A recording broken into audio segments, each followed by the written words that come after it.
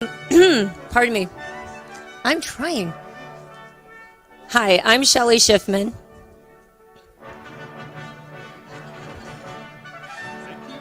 Thank you. I just wanted to explain the lights. I am adrenaline driven, big time adrenaline driven. The fluorescent lighting just tears me up. And it was brought to my attention that someone else has the same problem too, and they were feeling it immediately when they're in the room. So that's why the lights are off, because I won't be able to stay in here. So thank you. But we're not just messing with you and changing everything. We're trying to make this work. That's why we always have the natural lighting in the rooms. It seems to help a lot of us, the solar power. But we're all learning our triggers, and this is definitely one of mine. So some of you might not even know that it affects you like that, or maybe it doesn't. But so that's it. Thank you, Shelley. Yeah, my sister also gets messed up from the lights. So for those out in the internet world, I guess you're not going to see the speaker so well until we get a spotlight up here. But anyway, I'd like to start off the first European PPA conference. So welcome everybody, and woo! Okay, applause. I guess there's a lot of just the beginning information that I want to cover. But first, I just want to get an idea of where everyone is from. So, like, if you're from the U.S., raise your hands. And if you're from another North American country, raise your hands. That would be Canada. Mexico? Any Mexico? No? Okay. And Europe? Wow, okay, so this worked out pretty well, because when we have it in the U.S., it's also about 50-50, so this is pretty neat. Okay, so the next thing is, I guess we can go, when we go around and introduce ourselves more, formally or informally, you can mention what country you're from, so that would be fun. I just wanted to go over some material. So there are safe places in the back. There's like beds in the back. So if you feel that you're gonna have an attack, then please just there's 2 beds in the back there. I guess just pay attention to your partners. Most people are here with a buddy, I hope. But anyway, just if you're at your table and you see someone kind of, not well, just, check on them. Feel free to stand up and walk around. You don't, this is totally informal. A lot of people don't like to sit in one place. If they sit in one place, maybe they get paralyzed. In terms of like foodstuffs, I guess the hotel encouraged us, or we encouraged you to bring your own foods because we weren't sure what foods were. In the past, we'd provide like, salty foods or, non-salty foods, and then depending on which kind of, periodic paralysis you had, there was no right food. So, and then but then the hotel said we shouldn't bring in food, but I think just do whatever you need to do. Then, exits are there and there. Bathrooms are right around the corner. Is that true? Okay. And in the past, we had EMS services, kind of like, so in the very first couple of conferences, we didn't have any EMS people, and there were people who would have paralysis attacks, and I'd kind of be running around the room, so I'd be giving a talk or listening to a talk, and then have to go and tend to people, and the other physicians, whichever poor soul was in attendance, had to kind of go into action. And then we got wise after like the second meeting, and we had EMS stand by, so that kind of took off the table, but we couldn't quite coordinate that in Ireland. So, just we'll do the best we can. What can I tell you?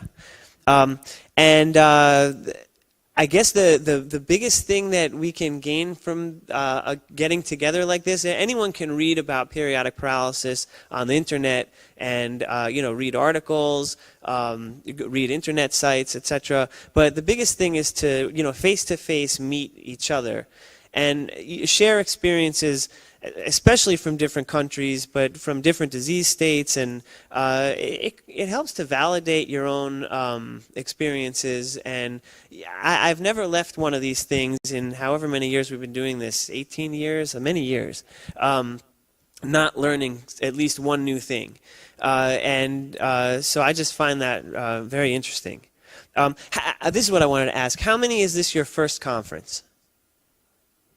Wow. Okay, so that's a lot. And just on the flip side, you've been to one, at least one.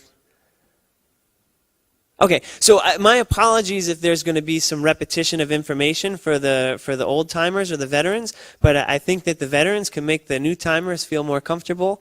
You know, throughout the day, we'll try to provide, you know, the basics of how to manage, you know, the different conditions, hypo, hyper, ATS, and you know, give a shout out if there's something we're not talking about that you want us to talk about, and we'll do that. I guess then, you know, the lights are a trigger. The microphone, it's on, and when it's on, like everyone out in the outside world can hear you, and when it's off, they can't. So if you're milling around in front and you're saying stuff, whatever that you might not want people to hear, just be aware that there's a live mic in the front of the room. Anyway. Like after the election, I'll better be able to deal with Russia. No, okay. So, okay. So the last thing I just want to introduce the PPA board. So my name's Jake Levitt, and I'm a dermatologist, but I have hypokalemic periodic paralysis, and so I read a bunch about it and got involved with the PPA, and you know, here we are. I'll let each of the board members in turn introduce themselves. So, IT guy. All right. Well, Eric, do you want? Yes. Oh no, he's occupied. Just to introduce yourself. Okay.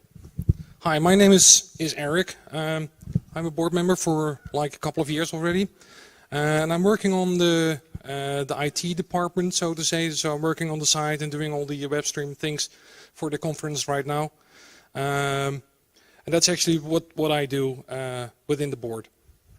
So thank you. Great. Shelley? Thank you. Okay, apparently I'm supposed to stand in the middle. First, welcome everyone. Just like Jake said, I'm going to touch on a couple things as far as the cots. We have more blankets also. They just turned the heat on today for us. So there wasn't heat on in the room before. So feel free to please grab any blankets that are in the back if you need them. Our temperature is always a problem because some people cannot be too cold, some cannot be too hot. And it's just going to keep changing. So if you have an issue, ask me about it, or Jeff over there has the magic button to have a young man come running in here and change our heat or the air. Yeah, I'm not married to him. Okay. And then I patrol the room and look for people who are going down. If you need any help, raise your hand, let me get to you. If I don't see you first, if anyone else is with you, please come and get me if there's anything we can do for you. The beds, we've got 5 of them all set up, and we have more blankets for those. The conference, meeting people that have the same disease that you may never have met before, it's very emotional. It makes people worse, pretty much. But this is the best place in the world to be paralyzed. That you are cool here. Everybody wants to see it. You can have someone come up to you and go, that happens to me. You know, maybe someone with myclonic jerking could step up and do a show. But just feel free. Know that you're in a safe place. And then we're all here to help. And for us, this is normal. So everyone that doesn't have the disease is kind of not normal. So finally, I am the treasurer. My name is Shelley Schiffman. I have normal kalemic periodic paralysis. I was induced in the hospital before I knew that was not a good idea. And my blood range was in the normal, and I dropped a full point and had myclonic jerking, full paralysis. I normally lose my large muscles, but I actually lost my small then also. But it's all documented. And so I'm lucky that I have that, but that's what the normal is when you don't fall out. But basically, I'm a hypo and need potassium. But I just want to share a couple things that my doctor told me, the one that diagnosed me, that has helped me so much in figuring out myself, because we all have to learn ourselves since we're so different.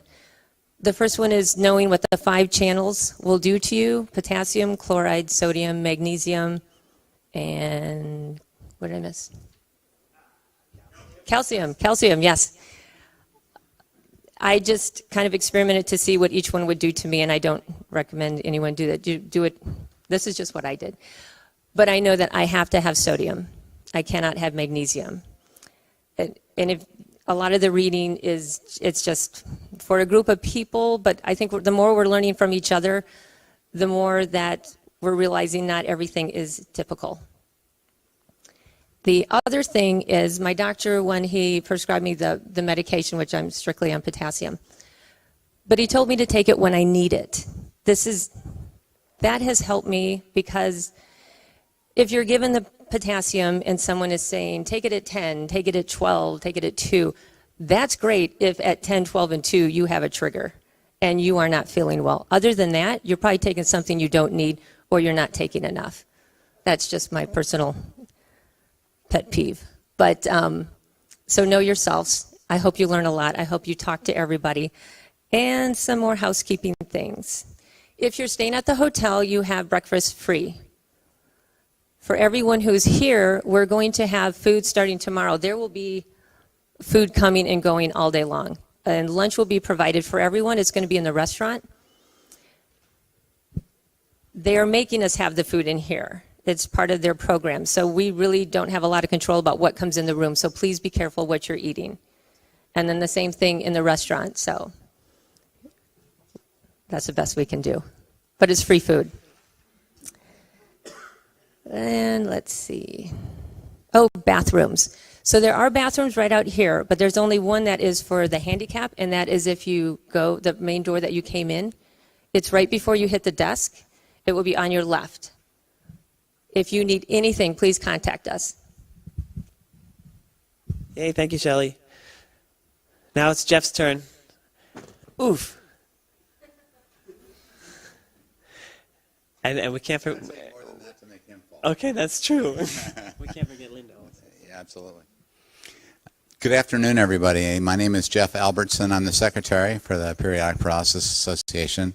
I'm a volunteer. I'm not beset by any of the ailments that you all incur throughout your daily lives from the periodic paralyses. Suffice it to say that it just makes me feel wonderful to be in a group with you, that you've taken the time out of your lives to come and enjoy what we have to present here, to share with one another, and to see progress being made in the fight to cure it. And that's all I need to say today, other than to express my sorrow that Linda Feld, who is our beloved vice president, is in Orlando right now. No, she's not. She's not with. She does? Oh, hi, Linda. How? Everybody say hi to Linda. There you go. All right, Linda. What's that? Oh, Keith. Hey, Keith. And Ed. And Stevie next. Okay. We got all that course squared away. But anyway, thank you all so much for being here. If there's anything I can do to help you, please let me know. Now, you would think I like to talk in front of a lot of people, but I don't. I just keep forgetting things. I just wanted to explain the way cool shirt I'm wearing. This is for Gabe. He took the ride across the country on his bike, and Strongbridge had totally stepped up and made the shirts, got him the bike. They paid for his food. They paid for the hotels. They kept him safe. And Emily, even though he's yours, we all consider him ours. And so thank you to Strongbridge for taking care of that for us.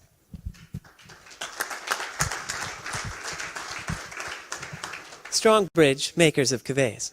Okay. Okay, so it is my pleasure to move along in the program and introduce Gabriel Lowe. And Gabriel is did you just graduate high school, or? Wow, that's awesome. And so his target is to go to medical school, I think. That's what I hear from the grapevine. We really never spoke about this, but that's what they tell me. And we'll get you there. Steve will write you a great letter. His mom has periodic paralysis, and so that's how he knows about it. But he also has periodic paralysis. But in spite of having periodic paralysis, he did some really amazing things. He is a super athlete. a triathlete. He runs, he swims, he bikes. And he rode across the United States to raise awareness for rare diseases with a special shout out to periodic paralysis. And this was an intense, grueling journey that any normal person who doesn't have a muscle disease would have trouble doing, and he did it in spite of that. And it's really something extraordinary. Now, some of us maybe can aspire to do that. Some of us have to recognize our limitations and not do that. But he can do it. He did it, and he's awesome. So after that, he did a triathlon and competed in what was it? Was it a U.S. national triathlon tournament of sorts, championship? So he got 12th in the nation of that. So that qualified him to go on to further competitions. And our hope is that if he continues to succeed, no pressure, because you still can just become a doctor. That's fine. But how awesome is it to have a successful athlete be a voice for our disease? And he's doing it. So thank you for motivating and giving of yourself and combining your two passions to be very productive and helpful for us. So now I guess. We have a video that was made that you don't know about, but we wanted to start that video now, I guess. Let's do it.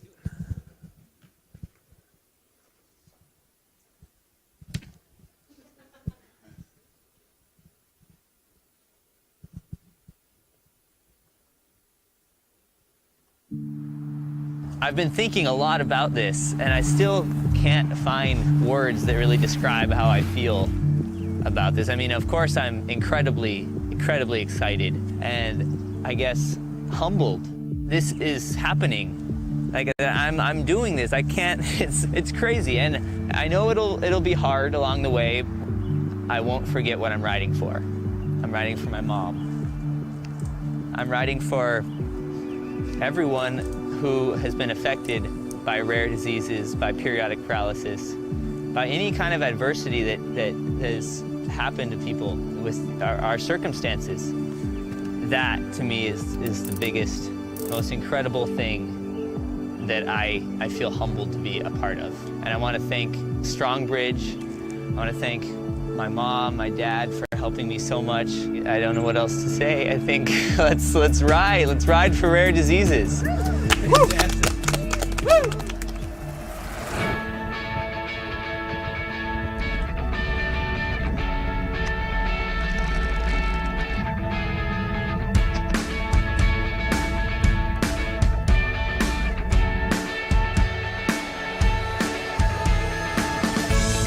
Wyoming is pretty beautiful.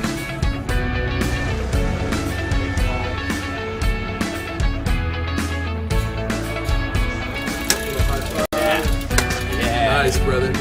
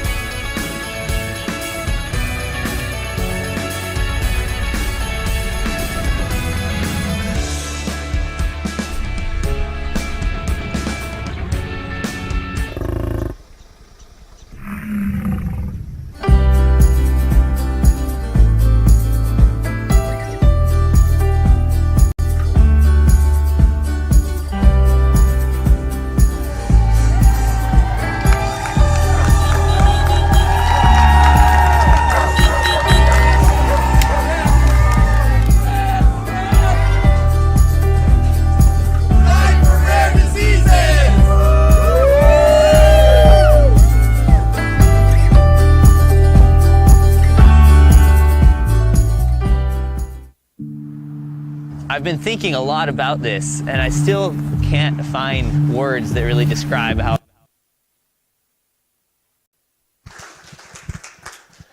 So Gabe, this is your show now for the next little bit. Now, interestingly, after that, he swam across the Atlantic.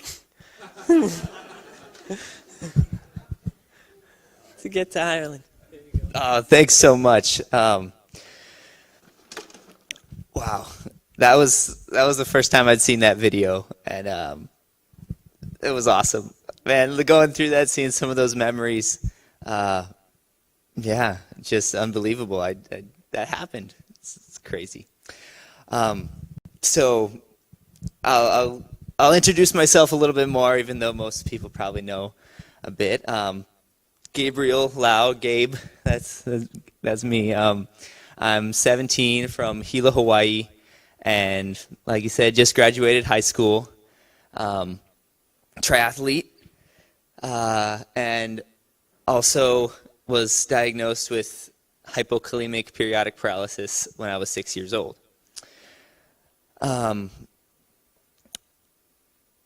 So today I talk about all sorts of things, and I will, but I think I want to focus on my journey with this, with periodic paralysis, with the disease, and I'll share it, and it's it's a cool one, but it's also it's so much. I feel it's so much. My journey was one of real relative ease compared to so many people who face kind of the same things, and I bet so many people in this room. So that's something I wanted to say, but I guess I'll just start. So when I was a little kid, I remember seeing my mom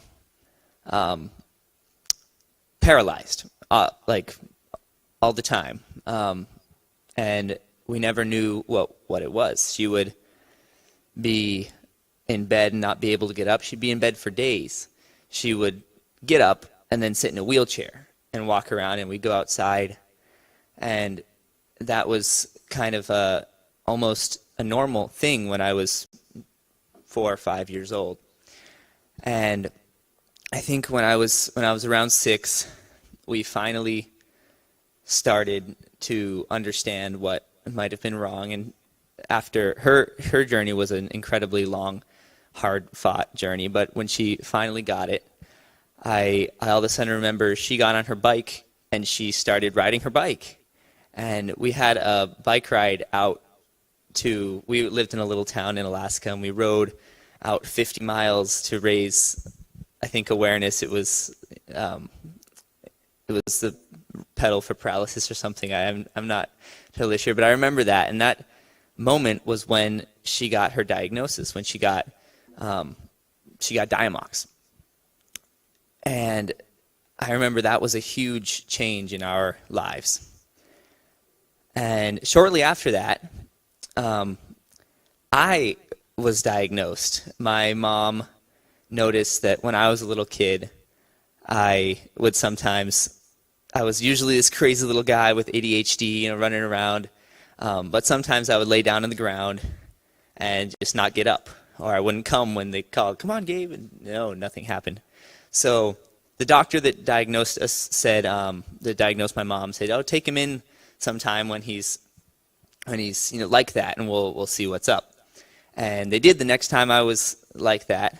So I don't remember the story. This is her telling me the story. But the next time I was like that, she took me in, and it wasn't actually the doctor. It was another doctor stepping in, and he kind of knew about periodic paralysis and how my mom was diagnosed, but he didn't believe that I was really paralyzed.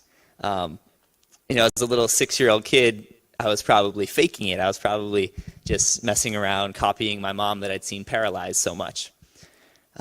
So he held me up on the hospital bed, this like little paralyzed guy, and said, "All right, so he's probably faking. So when I drop him, he'll catch himself." Yeah. So he dropped me, and he barely caught me, before my face smashed into the ground, and it was, "Oh, okay, my bad. We'll get him potassium and help him." And so that was kind of my diagnosis, which probably was a lot easier than so many of yours and so many people who go through that. But that was when my kind of journey started, I guess. But after that, I got Diamox, I got potassium, I got medicine, and I guess I just grew up with it. And actually, my little brother was also diagnosed kind of after I was. So our whole family kind of converted into, we have periodic paralysis, so we have very careful diets. We always take our medications. Don't forget to take your potassium. And it was just normal. And I remember growing up as a normal kid. And I never really, I think as a little kid, it was really hard for me to actually understand that I had the same thing that caused my mom to paralyze so often.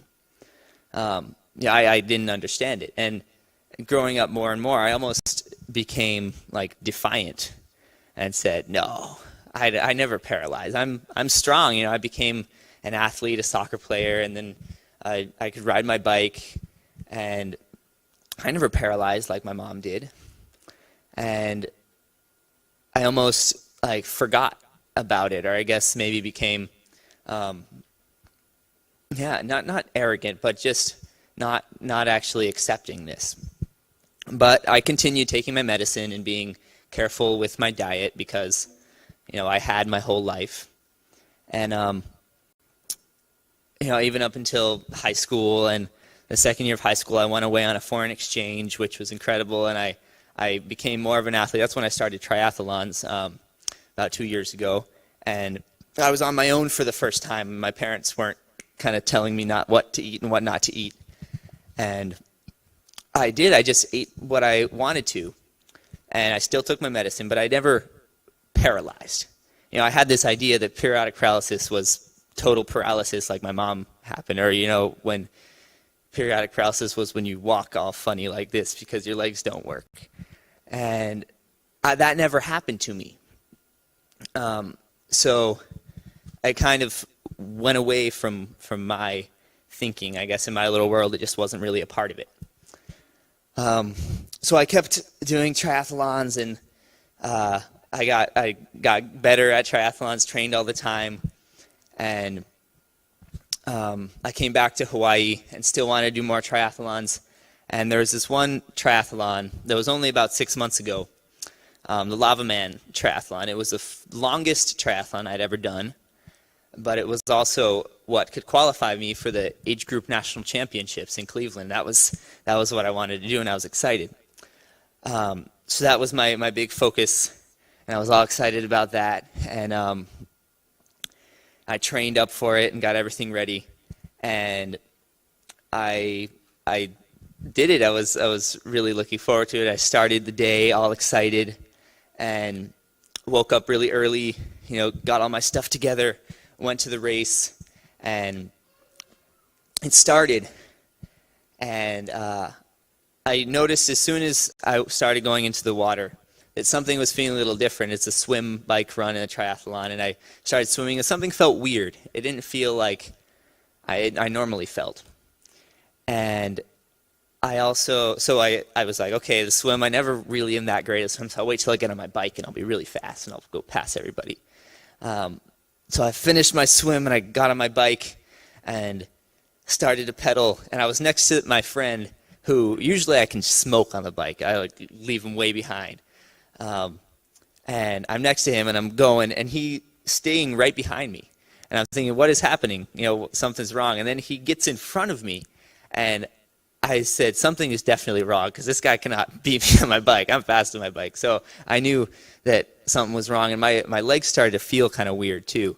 And I started to think, what could it be that's not letting me do what I wanted to do? I tried to think maybe, so I was sick the like a week before that, so I thought that must be it. I must be sick, and that's causing something weird to happen. So I kept going, and all right, I finished this, and I finished the bike part, and I heard my mom saying, "Did you take your potassium?" or something like that, something similar. And I was like, oh no. And I realized I must have not taken some of some potassium that morning, and maybe forgotten my Diamox the night before because it was so exciting. In all the excitement before the race, I just didn't think about it, and it like snapped. I was like, oh, this is happening to me. I thought back to stories my mom would tell when she was a biker. She was a bike racer, actually, when she was in high school. That's an incredible story. But and she would sometimes have races where she wouldn't go as fast, and she told me her legs just wouldn't go. They would still go, but just not as fast, not as strong as they usually were. And that's exactly what I was feeling then. And it kind of dawned on me that I'm having a paralysis attack. Not an actual paralysis attack, but it was affecting me in a way that actually affected me. And I started running, and that's the last part of the triathlon. I didn't have time to go get some potassium and go back. I was in a race, so I had to go. And I started running, and automatically I could tell my feet felt so much heavier than they'd ever felt before when I was running. And I started to get a little scared. My feet are heavy. My feet aren't supposed to be heavy. I'm running. And I kept going, and my legs got heavier and heavier. And towards the end of the race, it was on a beach, which is the worst place to have the end of a race because it's all sink in. And my legs were so heavy, and there was about a kilometer maybe of running on the beach. And I couldn't run with my legs like I usually did. I had to fling them because my quads were just it didn't work, and I couldn't figure out why, and I was so confused. But I ran and I flung them, and I jumped over the finish line, and a lady tried to hand me some water, and I fell on top of her, and I finished, and it was incredible. But I couldn't get up. I was done. And the medics have seen this before, and it's not that odd when you finish a race to be like stuck on the ground. So they took me, and they threw ice all over me, and I could hear them talking, and they were like, oh, we got to get him a whole bunch of sugar and sodium and electrolytes to pick him back up. And I could tell, no, don't. I have this weird thing where I'm supposed to only have potassium and it'll help me, but I couldn't talk. I'd never experienced that before that I remembered. And so luckily my mom was there, and she saw immediately as I came over, he's having an attack, and she had some potassium with her. All they had was IV potassium, but she had some fizzies, and she brought those over, some potassium, like bicarbonate effervescent, and she brought those over, and I started drinking them, and I couldn't lift my neck up. I guess like a straw. I had to use a straw to drink it, and that had never happened to me before. And it was really scary. But, all of a sudden, after I got my potassium, it was only probably 15 minutes, maybe 30, I don't know, I don't remember that well, but until I was able to start sitting up and shaking around and stand up and walk around, and it was over as soon as it kind of started, and that was crazy. I'd never experienced that before. And my mom was like, you should have had potassium in your water bottle. I told you, but you were like, no, I'll be fine. And I ended up, I wasn't fine. I had a paralysis attack. And that kind of clicked in me. That was, I guess, the start of the second part of this journey that I've had with periodic paralysis. Is I finally kind of understood and accepted what was going on with me. And after that, I went on a hike with my dad, and we were talking, and I was talking all about how I actually had an attack and I actually have this. It's crazy. And more thing, I was just kind of understanding things, and it was hard. It was a lot to take on, that I'd actually just been affected by something that I didn't really think I had.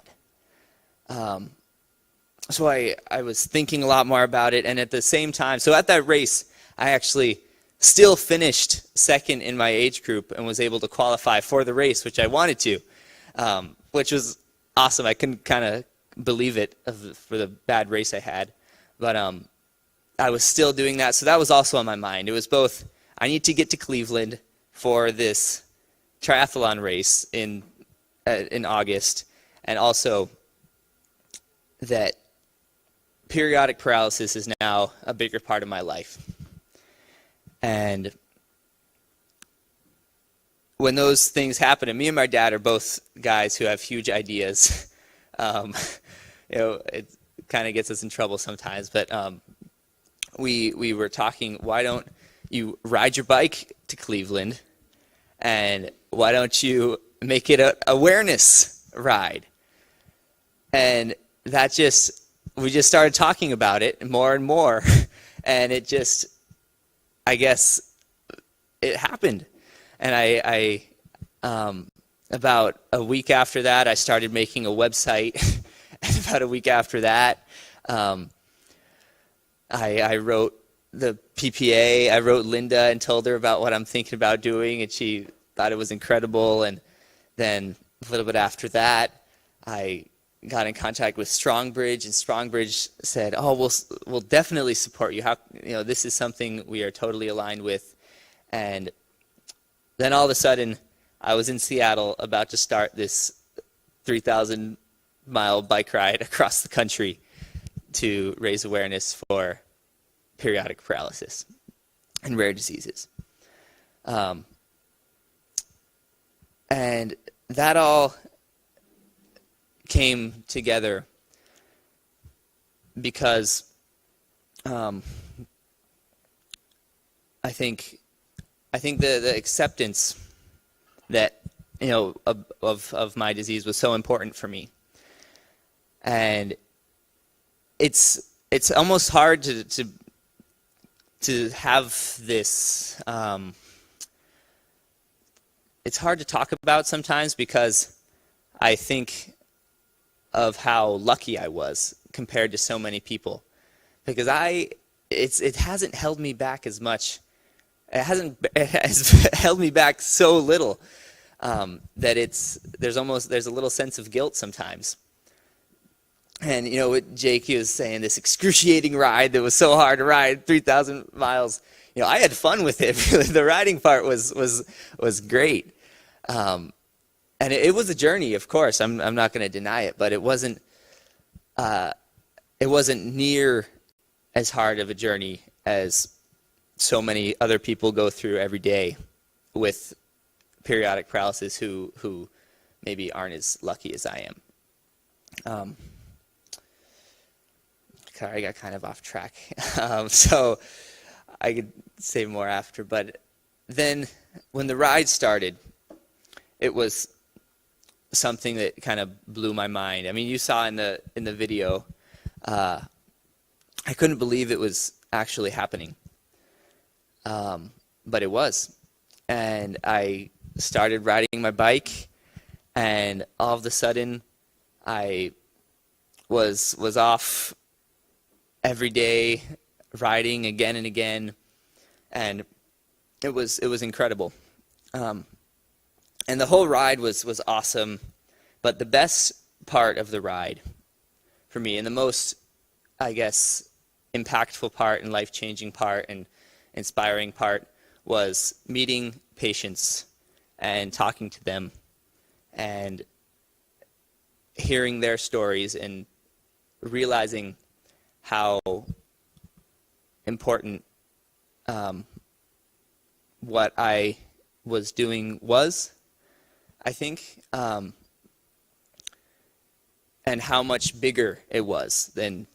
Because when I started this, I was kind of thinking, oh, I'll go have fun and I'll ride my bike across the country.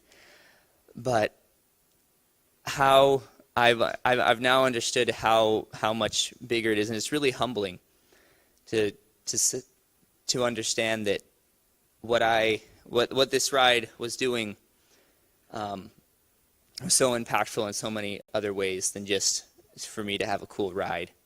Like I heard the incredible thing that with the PPA, that before I started this ride, there were about 70 hits on their website each week, and during the ride it was like 4,000? Wow. Yes.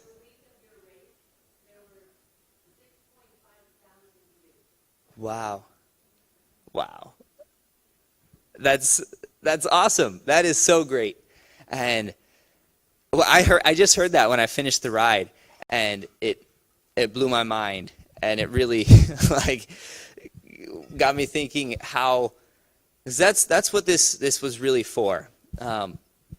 Was the awareness, and was the knowledge, and was the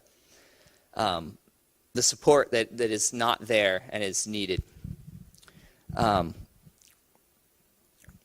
So I could talk a lot more all the time, but I guess I want to say some key points for me that really the ride was how it was impactful. And the first one that I talked about was how, for me, understanding and kind of, I guess, opening up with the vulnerability and not kind of hiding this weird thing that we have, how big of a change that made, and how much of a positive influence that had on so many. Because I was a little scared when I first paralyzed. I was super scared.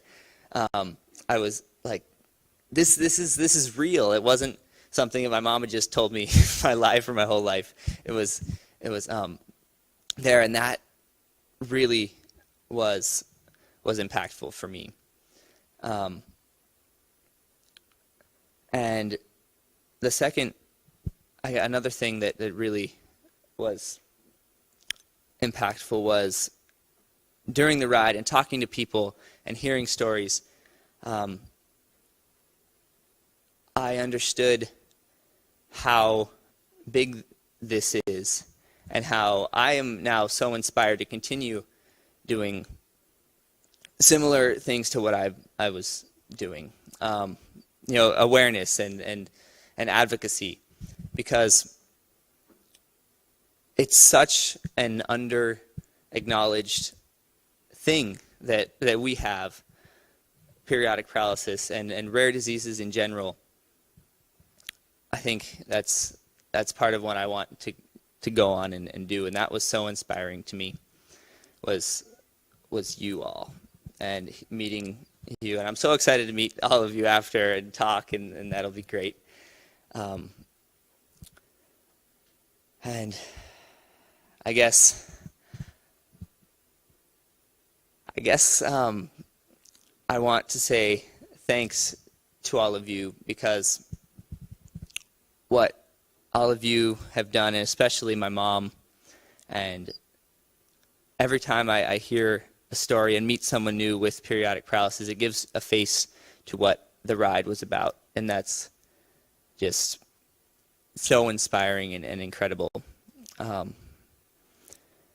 And I think I have something I want to share with you guys, which is a song that I wrote about rare diseases, and I guess we could try to set that up. Yeah, why don't we do that? And after, I guess I'll open it up for, I don't know how much time we have, but I'd love to hear questions, and then I have something really exciting after all of that at the end. But, is that all right? Yeah, let's do it. Okay. So, can we get that little mic? Awesome.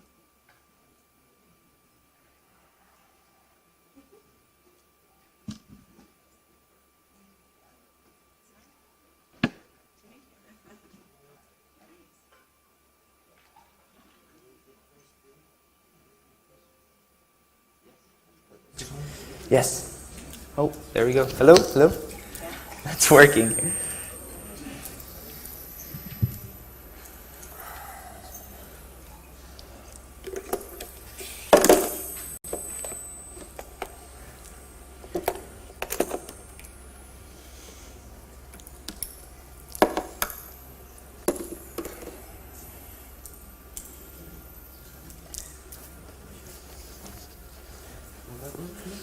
Sure.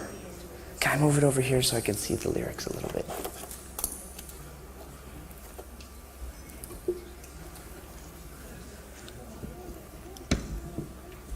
Go over on that side. Oh, sure. Perfect.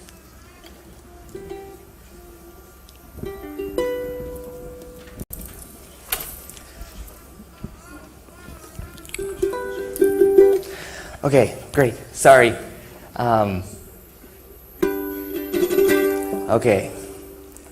So, I had a lot of time to think on my ride, and one of the things I do is just think of little songs and things. I'm also a singer, so I'm really excited to share this with you guys. And I shared it last week at the big, or 2 weeks ago at the big finale of the Ride for Rare Diseases, and it was incredible. But, all right.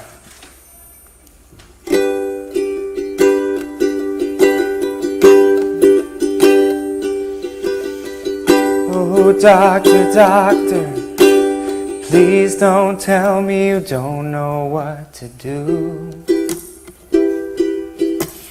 Not again, for the millionth time. How will I ever be able to make it through? Oh, it's so hard to not feel scarred when again and again the answer is I don't know. With this disease I feel so weak, and it's so much worse when I feel all alone.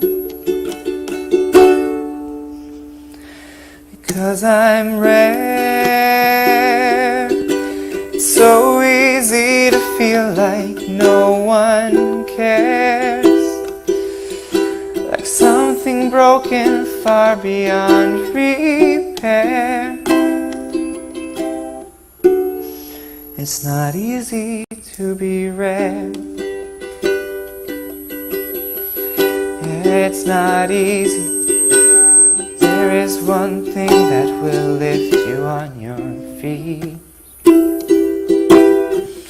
Getting confirmation, diagnosis can be that long-awaited relief. Yeah, there is hope, there's a light. I'm not alone in this fight. But now I know where I belong, and everything shines so much brighter. 'Cause I'm rare. Now I really feel like someone cares. No longer like I'm broke beyond repair. It's still not easy, but it's easier to be rare. 'Cause we're rare. Together we all feel and we know we care. No longer like we're broke beyond repair.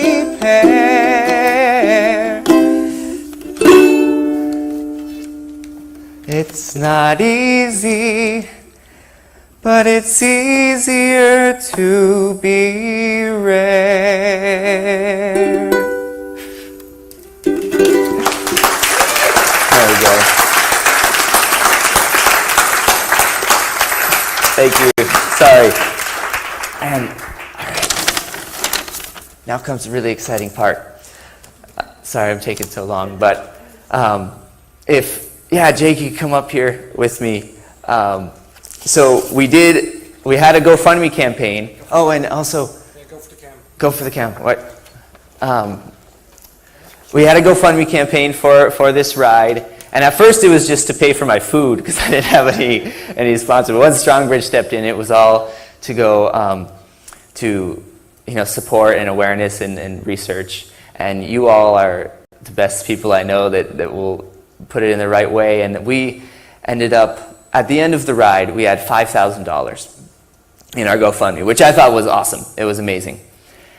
But when we arrived, we had $5,000. We were so excited, and a lady came, and her name was Elizabeth, and she, it was the first time she had seen she was diagnosed with periodic paralysis and had been diagnosed for many years, but this was the first time she'd ever met anyone else with the disease and anyone else, who she could share an experience with, and that was so powerful to her that she decided to match the $5,000, and so now we're so excited to donate $10,000 to the Periodic Paralysis Association. Yeah, isn't that amazing? What? Woo! Strong work, brother. Thank you. I couldn't believe it. This is the most amazing thing. Wow. That is awesome. Thank you so much. The PPA is going to be the appropriate steward for these. The PPA will be the appropriate stewards for these funds. We'll make sure that it goes to the right place, and we're working hard to make this stuff go away. So thank you so much, Gabe. I know. Oh, thank you guys. No, you've been the greatest. Oh, man. Wow. So listen, for you, I don't have $10,000. I'm sorry, but Linda, our vice president, who basically she did a lot to organize this whole conference behind the scenes from Orlando, and it's amazing because she's in a wheelchair, and when I see her, she can kind of move her hands, and that's about it, and yet you don't feel it. She does everything like any other person will do, and it's so amazing. But so one of the many things she did is she made this medallion for you. So this is from the PPA to you. Wow. You're our gold medalist. Thank you. Awesome. So we're running a little behind. I think that if people have okay, please. That song was awesome, by the way. I stepped on the mic. That didn't sound good. So hopefully we can leverage that one. But if anyone has any questions for Gabe after? Okay, so speak to Gabe after. There's so many points and things that we could emphasize from Gabe's stories. I think a couple though that I just want to mention is attack definitions. What do we define as an attack? The name of the disease is periodic paralysis, and first of all, some people are weak all the time, not just intermittently. Second of all, paralysis doesn't have to be like your spinal cord is cut and you're paralyzed. It can just be weak. So maybe a more appropriate term is periodic weakness / paralysis. It's a mouthful. And then there's all kinds of symptoms, like, Shelley has the fluorescent light thing, as do many other people, actually.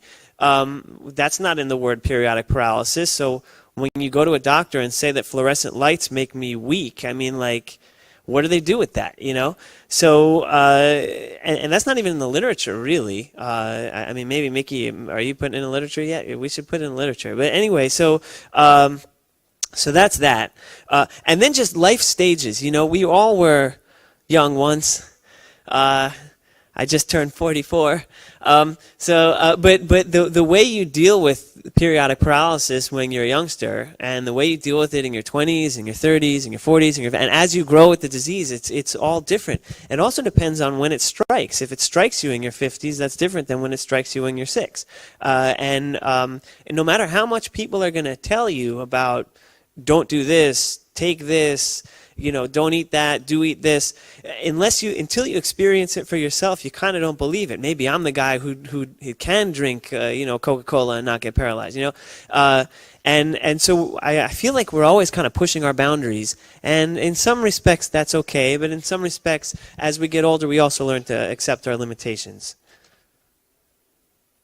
Kelly says, awesome donation, Gabe. Lynn says, beautiful song, wonderful donation.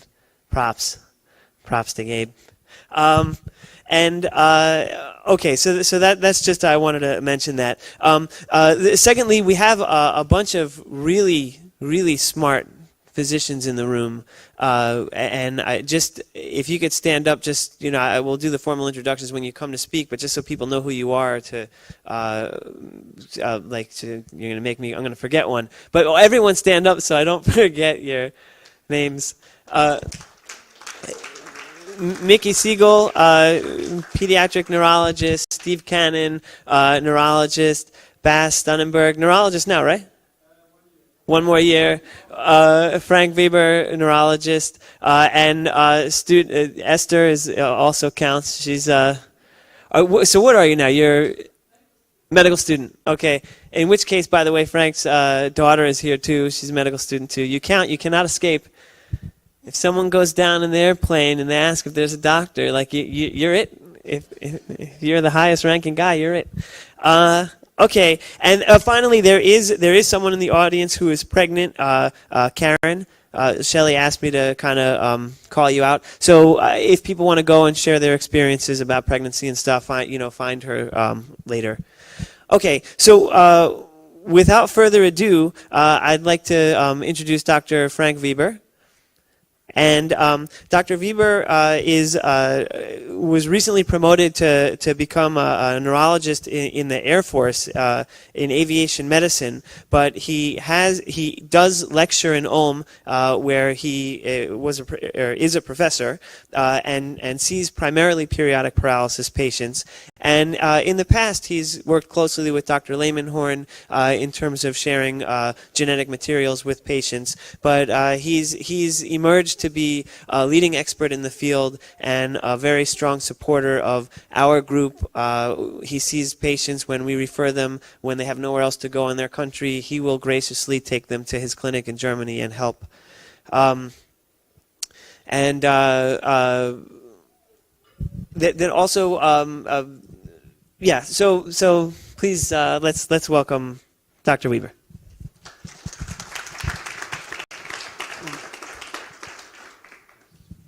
Well, thank you very much for your kind introduction. Can you give me the it's a great honor for me to be here as an invited speaker. You all know the English definition of an invited speaker. Somebody who comes from a long distance, speaks with an accent, and tells you something you already know, and I will qualify as an invited speaker. Yeah. Okay, I'll give you a brief overview over periodic paralysis, and my first slide will remind you to memorize Frank Lehmanhorn, who passed away in May this year due to his long-standing cancer, and we all do miss him. He was a giant in the field of channelopathies, and he was one of my instructors in neurology, and everything I know on periodic paralysis I really did learn from him.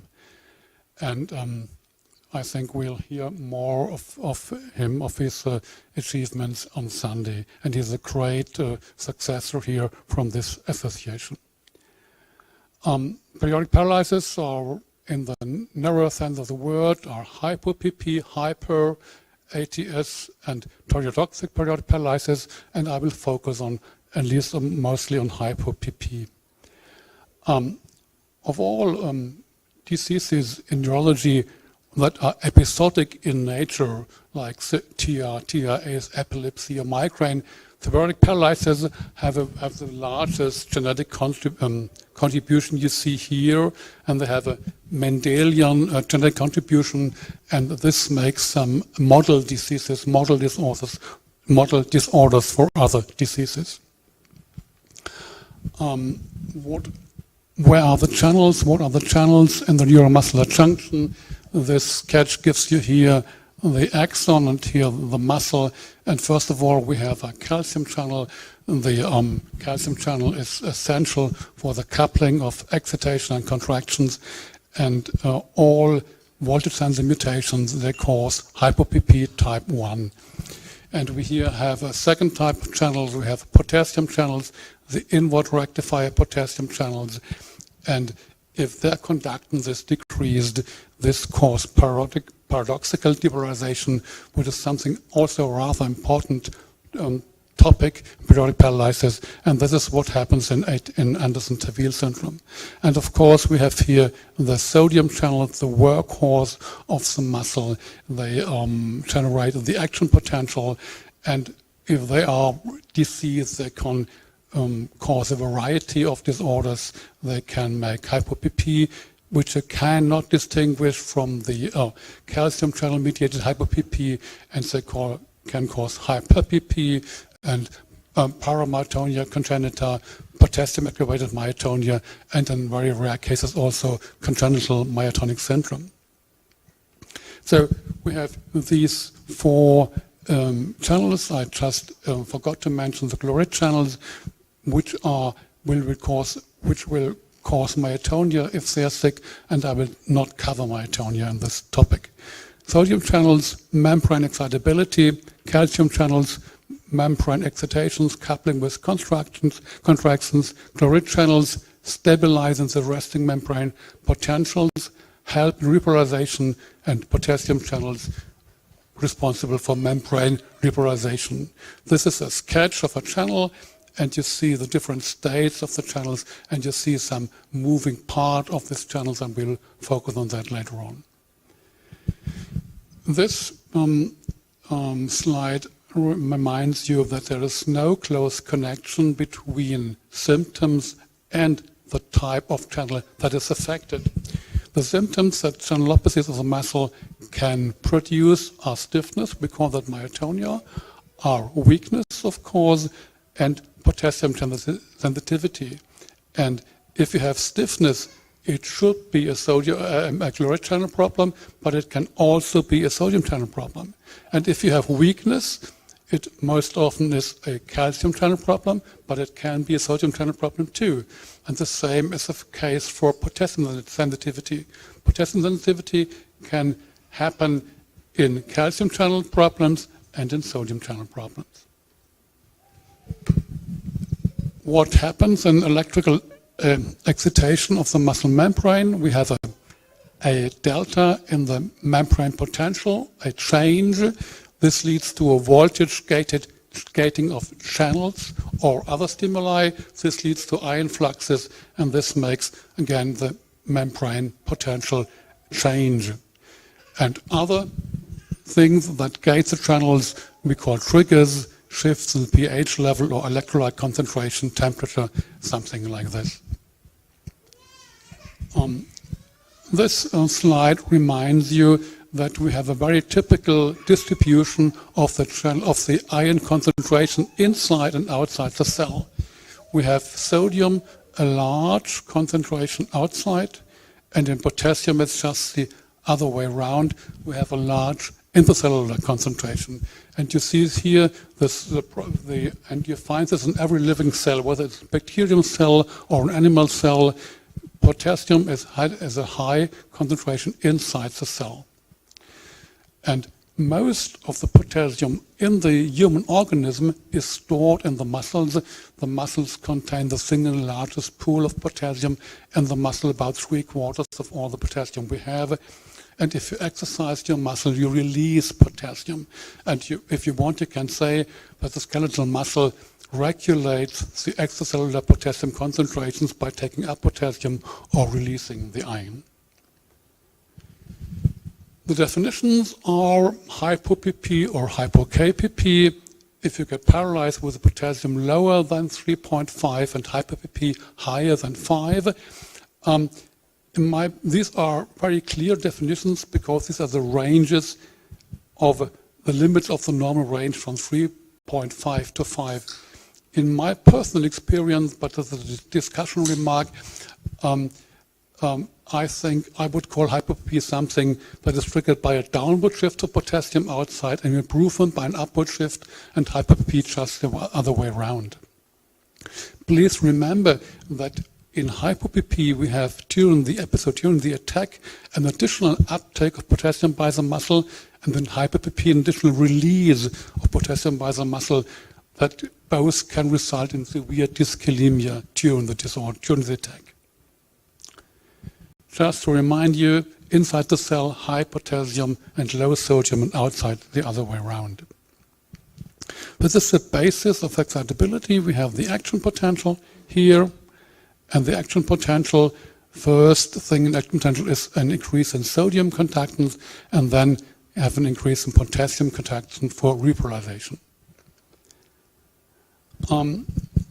This is what the medical students learns in the very first day of his studies, that the resting potential of a normal excitable membrane is about minus 80 to minus 90 millivolts, and that is dependent on the potassium concentration, and this is governed by the Nernst equation, everything you learn. And the important thing in hypokalemic paralysis is that if you change the concentration of potassium outside, if you have an hypokalemia, you get a depolarization, and you would expect by Nernst equation a hyperpolarization. So we call this depolarization a paradoxical depolarization. And in the beginning, this was detected in the 60s, and in the beginning, this paradoxical depolarization was explained by a block of the sodium channel pump. But this is not the case, as we'll see now. This histogram here gives you a distribution of the membrane potential of a healthy muscle membrane, and you see here most of the fibers are between 80 and 90% millivolts. We call that state P1, but we have a small proportion of fibers that are slightly depolarized, and we call them P2, about minus 60 millivolt. And these fibers in the P2 state, I don't see the mouse here, and the P2 state are not able to produce a very significant action potential. You see here the action potential of P1 fibers and the much lower action potential of the P2 fibers. And the next thing is, if you decrease the extracellular potassium concentration here, you have a much larger amount of the P2 fibers, which cannot produce such a large action potential. So the P2 fibers share is governed by the external potassium concentration. Why is this important? Because this has something to do with the availability of the sodium channels.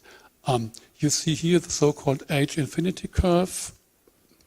I have problems with the mouse here, and this is the availability of the of the sodium channels. And if you see here at P1, at this potentials, you have almost all of your sodium channels available, and these are the channels that make the action potential. But if you have a large P2 share here, at P2 you have about only 20% of your sodium channels available, and so only 20% of the channels can make an action potentials. We say most of them are inactivated. And so the membrane switches from these two states, from P1 to P2, and this is what we call a bistable membrane. Here, one of the very last papers of Funkel and Monhorn, you see here a special type of periodic paralysis, and you see this is a P1, P2 distribution in the normal muscle, and here in this mutated muscle fiber, which a higher peak here of the P2 muscle fibers, and they can produce only a low action potential. So at P2 you have inactivation of sodium channels. This means you have weakness because you cannot generate action potentials. This means no membrane excitability, and if you do an EMG, a needle EMG, just in this particular phases of the disorder, you see no activity, you see very few insertional activity, if at all, and you see, if at all, one or very few action potentials. Though we have learned, these are the green things, that the amount of P2 fibers is governed by the external potassium concentration. But there's another thing that governs this amount, and this is additionally to the outside potassium concentration is the sodium concentration inside the cell. If you have an additional, I don't see the mouse, if you have an additional sodium leak which increases the sodium concentration in your muscle fiber inside your cell, you have an even higher amount of P2 fibers that are not able to produce an action potential. So this relation is governed on the external concentration of potassium and by the internal concentration of sodium. This is just a slide that shows you the structure of the sodium channel with some points where the mutations are, and you see the sodium channel and the calcium channel are rather similar built up. And what does the mutations cause? How does this leak come? And the problem is that a mutated channel, here mutated calcium channel, can generate an inward gating pore, let's say a hole inside the membrane, an additional pore inside the membrane at some voltages, and they create an extra pathway, an extra aqueous pathway that is distinct from the main pore that is calcium conducting or sodium conducting. And this we call the omega pore. And this is this moving S4 part we saw in the beginning. And if we have a mutation at this point, for example, this mutation generates a leak current via this omega pore. And in this case, the leak current is activated by hyperpolarization. You see it here, wild type, no, but here we have an inward current. And this current counteracts the current of the inward rectifier potassium channels outward going. And this depolarizes the membrane, destabilizes it, and increases the fraction of P2. And this omega pore current, this gating pore current, is independent from the ion-selective alpha pore. It depends on the mutation whether this channel can be induced by hyperpolarization, this omega current, or by depolarization. And this also means that these different mutations can have different reactions to over potassium administration. This current is rather small. It's about 1% of the alpha pore current that elicits the AP, and that is one of the reasons why it was detected so lately.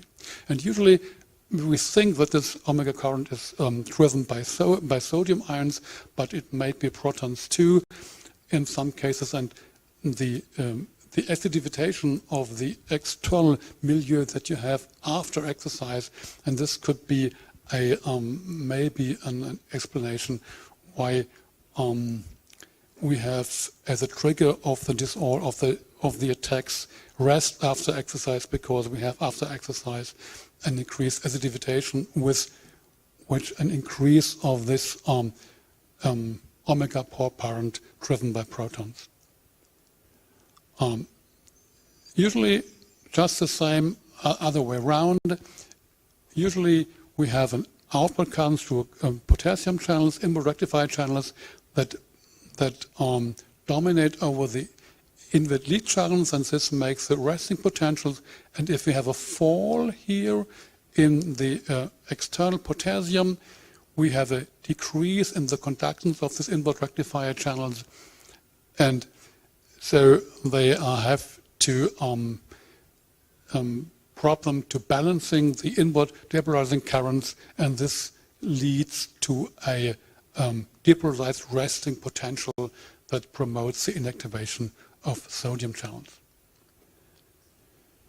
Usually in hypo-PP, all but one mutations are in the charged arginine in the S4 segment of the calcium channels. 90% of all these mutations are arginine voltage mutations in the outermost gating charges R1 and R2, and this creates hypo-PP, and when this is in the third charge, it might create normal PP.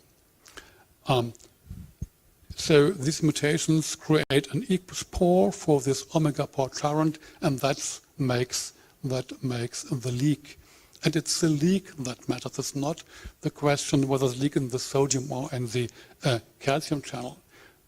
The patients sometimes ask, oh, I have a challenge, I have a hypokalemic paralysis, but I have a problem in the calcium channels. This cannot be. And this is the explanation for that. It's the leak that matters and not where the leak is.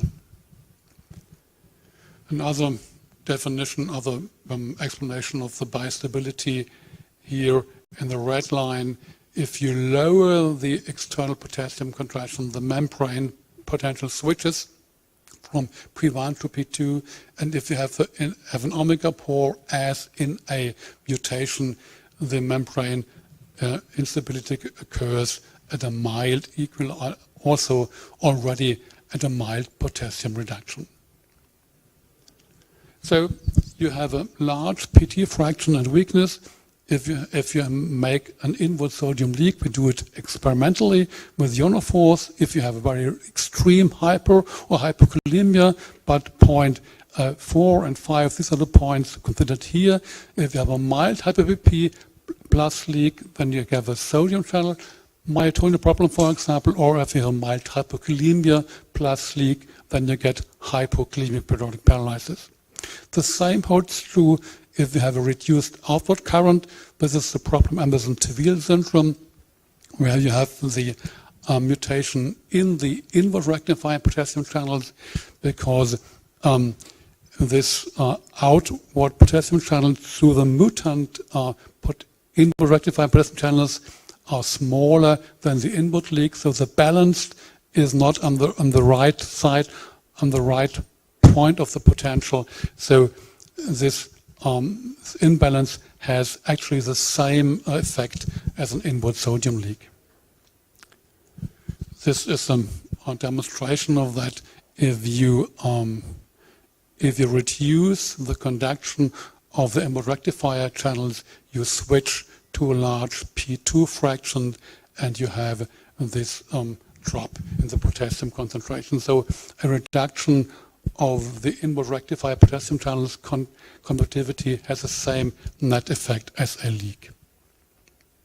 This is of a little bit of importance because some of the triggers that we experience in the patients that can influence the amount of P2, exercise, steroids, insulin, catecholamines.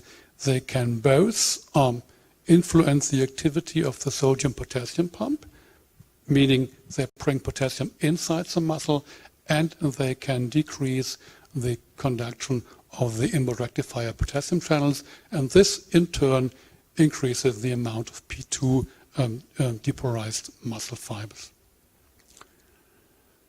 Okay, this is where the channels are. They are in the transverse tubular system, and you have a long-standing disorder as hypopee, for example, you can experience a myopathy because of the sodium that comes in over and over the years, and this can cause a vacuolar myopathy. And this, of course, is a structural cause of weakness.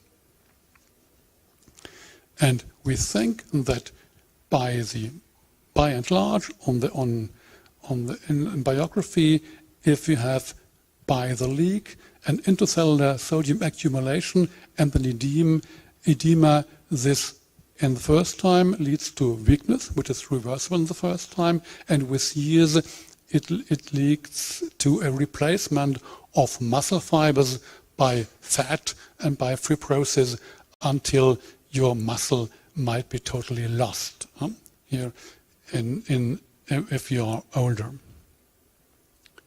So we have two extremes. If you have a severe mutation with a large leak, you have a high intramuscular resting sodium, which leads to a reversible permanent weakness, and then to irreversible weakness because of fatty muscle replacement. You have a less ictal sodium increase and have mild ictal hypokalemia. And if you have a small leak, a mild mutation, you have a lower intramuscular resting potassium, but during the attack, you have a large ictal sodium increase inside the muscle, causing fiber swelling, causing compartment syndrome, and ocular myopathy. And during the attack, you might have a larger ictal hyperkalemia. This principle of the, let's say, paradoxical depolarization, this might apply to all tissues that are equipped with these inverse rectifier potassium channels. And you know, in ATS we have also problems in the brain or maybe in the heart, and because these potassium channels are also in this tissues, one other the calcium channels and CAV 1.1 and the sodium channel NAV 1.4 is only in the muscle. And you see here in multiple sclerosis, there is also the case that you might have an increased amount of sodium inside the cell, and this is not good for the cell function. I don't want to be misunderstood. I don't want to say that multiple sclerosis is a channelopathy, but whatever the cause of the disorder is, if you have an increased amount of sodium inside the cell, this is not good for cell function. That is the only thing I want to say. And you find this phenomenon not only in periodic paralysis, but also in other disorders, just like in MS. Okay, I come back to periodic paralysis. The phenomenon are very well known. It's weakness. The weakness is episodic, not necessarily periodic. Periodic would mean regularly repeating. The weakness is episodic. It can be generalized, it can be focal, it can be on one side. We know that respiratory muscles and bulbar muscles are usually not affected, which of course is a good thing. And we have certain triggers. Very common is in the morning after waking up, we have stress, cold, fasting, carbohydrate-rich meal, exercise followed by rest, sodium intake. The temporal reflexes are usually, not always, depressed during the attack, and the muscles are in the attack normally flaccid, but not always. The muscles can be stiff due to the influx of sodium and water in the attack. And this is very unusual for a neurologist because he expects an acute muscular weakness as a flaccid weakness. And of course, you can have a later onset myopathy. These are the features. We always learned the prevalence is 1 in 100,000 hyper-PP, and we know from birth that at least in the Netherlands the prevalence is less than this here given. It's more rare in the Netherlands, for example. And of course we know this is hyper-PP is caused by mutations in the potassium, in the calcium or in the sodium channel. But everyone knows we can only explain with this type of mutations 2/3 of the patients, at least 1/3 of the patients with a phenomena of a hyper-PP have a, let's say, yet undetected mutation. They don't have a mutation as I've outlined here, and there is always a search for additional things. And for example, it might be a mutation in the gene for the sodium channel pump, but persons with such mutations, they should have more symptoms than only periodic paralysis, because this sodium channel pump is equipped in every excitable membrane. These patients should have a different syndrome. Epidemiology, this is a past paper. It just shows you it might be more rare than we think, but it is. What evidence suggests periodic paralysis? Family history, of course. Usually you have normal potassium between the attacks. In hyper-PP, usually between the attacks, concentration is in the lower range. You have potassium sensitivity, and you might, between the attacks, have muscle cramps, pain, and you might have permanent weakness, not necessarily a periodic or episodic weakness. You have the triggers triggers are very important, and of course mutation is the final proof if we find a mutation. What are the triggers?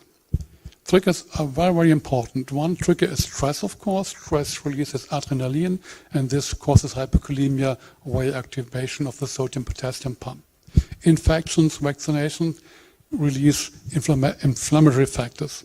Surgery is stress, and sometimes they give you sodium, and sometimes give you pure glucose infusion. That, of course, is bad. Cold is a very well-known trigger. Hormones like adrenaline, stress, rest after strenuous work.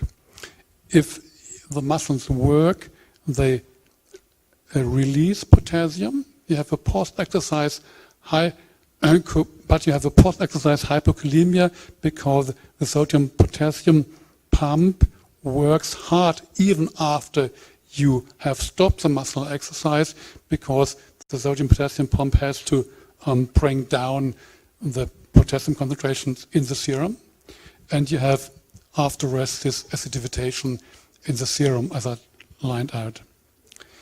And one very important trigger is carb, high glycemic index carb. Carbs, they induce the release of insulin, and insulin has a dual action. It increases the potassium uptake inside the muscle by activation of the sodium-potassium pump, which means hypokalemia, and insulin has an inhibitory effect on the rectifier potassium channels, thus inhibiting the release of potassium from the muscle. Sodium salts, are a very good trigger. Hypernatremia causes diuresis and muscle and potassium wasting, and it's very important to avoid sodium chloride. The trigger and function of cortisol is difficult to explain. Cortisol has many things that it can change. Some of the triggers, they enhance the activity of the sodium-potassium pump, and this brings in an uptake of potassium inside the muscle, causing hypokalemia externally. Triggers are very, very important. They are helpful for the diagnosis, for the doctor, for the physician, and they are important for management, of course, because management of the disorder is, the half of management is just avoid the triggers. And as you know, some patients have the misdiagnosis of a conversion disorder, or let's say a psychological problem, because if you tell your physician, and not every physician knows about paralysis, if you tell him, okay, sometimes I've got weakness when I'm stressed, he says, and he cannot explain that because it's a very unspecific phenomenon. But if you tell him, well, I have the personal impressions, I always get weak if I, let's say, eat spaghetti or other thing that is carbohydrate rich, and this could make the doctor to think of something different. And so it's, if you give the history as a patient in your contact with your physician, and please keep in mind the normal, a not specialized physician in paralysis does not know the disorder. He has to have some clues in the history to think, oh, this is something very special. And the triggers are something, if you can identify them, that make the doctor thinking of that there is something very special and not, let's say, an ordinary disease. Everything is, whether you have low back pain or depression, is made worse by stress or something like that. So please be specific, so as specific as you can in your history. Well, what can prevent weakness spells to keep potassium in the normal range, preferably in the high normal range, low sodium, low carb food, continuous mild exercise. You have seen not only mild exercise is possible, but only hard exercise. We call that keep moving, because exercise releases potassium from the muscle, and of course keeps the muscle warm, stress avoidance, and medication, and so on. This is a very old paper, but I found it as recently. It's just the effect of muscle exercise on potassium here from 1990, 12 healthy volunteers, and you see they were stressed by bicycle cycling. 1 minute exercise, and you see this large increase in potassium here, up to 9, and a very fast downfall, of course, because it's dangerous to have such a high potassium level due to the sodium-potassium pump, to the activity of sodium-potassium pump. But the message is, if you work, let your muscle work, if you have muscle exercise, this leads to a release of potassium out of the muscle in the extracellular space, and this avoids hypokalemia. Well, the drugs against hypo-PP, we know that all now, acute potassium, chronic potassium, the carbohydrate inhibitors, Diamox, and the aldosterone antagonists. Of course, don't avoid calcium and potassium-sparing diuretics and beta blockers like propranolol that antagonize adrenaline. And if usually a continuous and consistent ingestion is required. All the drugs usually have the same mode of action. They increase the P2 proportion, the proportion of muscle fibers that are in the P1 stage, and they decrease the proportion of muscle fibers in the P2 stage. That's it. And my personal thing is raise your serum potassium by reduced excretion, because the oral potassium injection can cause, has on the long run, some disadvantages as outlined here. Aldosterone antagonists work in the same thing. They increase the muscular strength by increasing the proportion of fibers in the P2 state. Eplerenone Inspire is a substance we use regularly, and this is another picture of Lehmann Horn's lab. This is a normal muscle fiber. It's a lab finding, and here if you have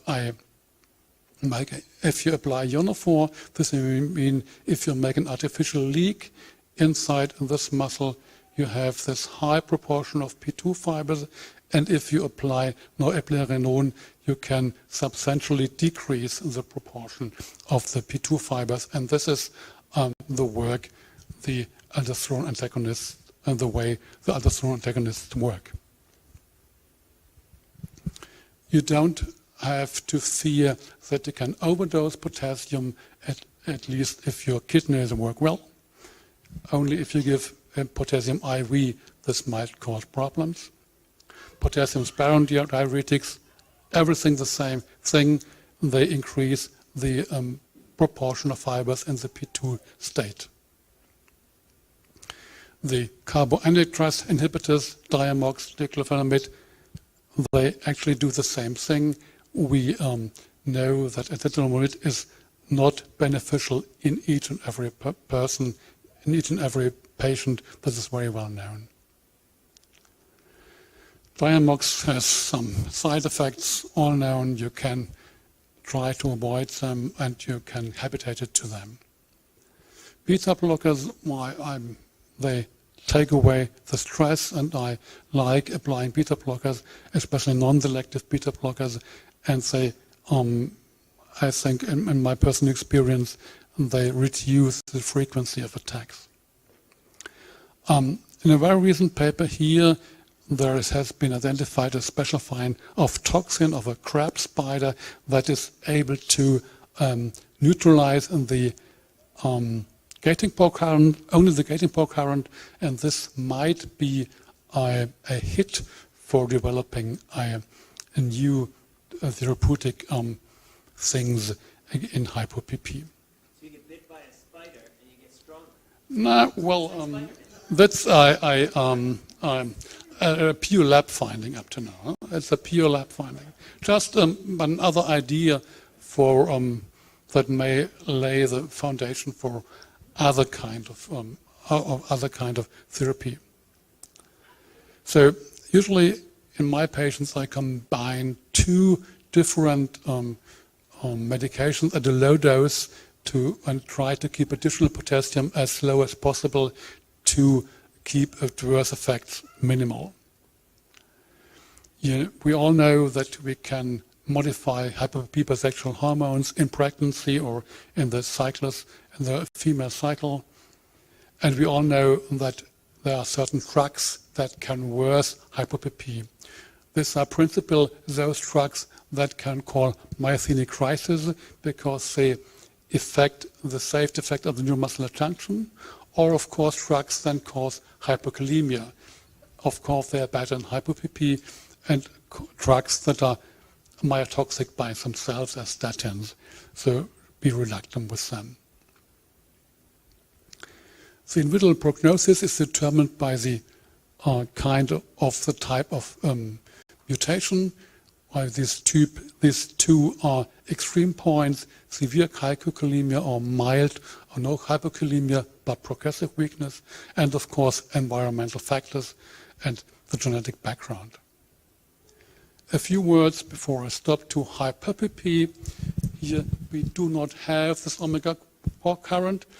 We have sodium channels that close too slowly, and so we have a persistent sodium influx inside the muscle cells, which leads to an oversensitivity of the sodium channels and to stiffness in the muscle, which we call myotonia. And if the channel remains open, the muscle will be paralyzed. And during the episode of the weakness, potassium ions are released from the muscle. This is the mechanism here. This is a mechanism of hypo-PP, and here in hyper-PP we see the mutated sodium channel. There are channels that cannot inactivate. Here we have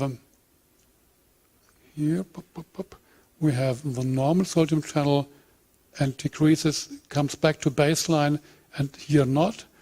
Here you see we have a persistent inward sodium channel, and this persistent inward sodium current, not channel, this persistent inward sodium channel induces slight depolarizations like hyperkalemia and opens channels that cannot inactivate. And this is a kind of vicious circle in hyper-PP, depolarization, sodium channel opening, myotonia, paralysis, and in between additional sodium efflux out of the muscle. It's even more rare than hypo-PP and can also lead to progressive myopathy. Cooling and of course potassium-rich food and fasting are well-known triggers. The therapy is a little bit more easy. In the attack, stimulates the sodium-potassium pump to increase potassium transport inside the cell, and otherwise outside the attack, do something to lower the potassium concentration in the serum, via diuretics, something like that. Okay, that was all for today. You know, that is the motto of the PPA. You are the zebras, you are the rare diseases, and each zebra has its own personal pattern of striping, and this is the case in the patient. You might have your own single mutation that has not been detected anymore, and maybe you're really rare and unique with your own mutation nobody else carries in the world. Okay, that's a few from Ulm, and that's all for today. Thank you very much.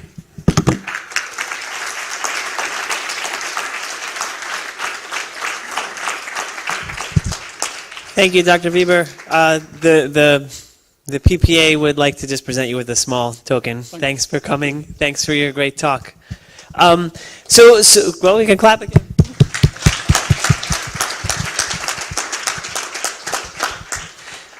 We're only a half hour behind schedule. That's not bad. And we can extend the day a little bit so long as people don't have to run. But I think we should take a break now for like 10 minutes or so, and then bathroom, whatever you need to do, come back, and we'll have some questions. Yeah.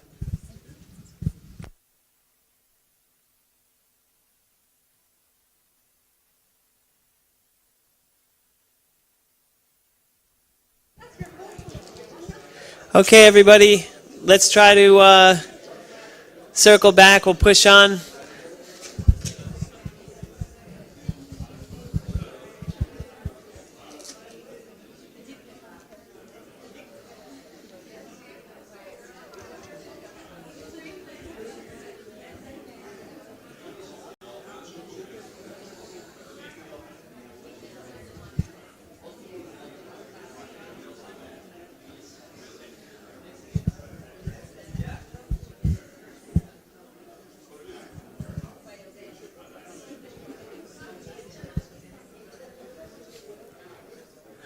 Okay, so it's great that everyone's meeting and sharing, and I hate to interrupt that, but I also want everyone to meet and share publicly too. Let's entertain. Before I do that, I apologize. Dr. Annabelle Baughan is also here. She's a hematologist oncologist and going to be speaking later or tomorrow.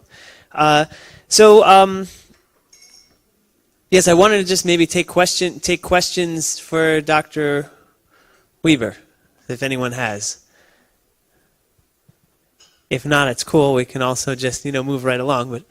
But what did it do? Oh.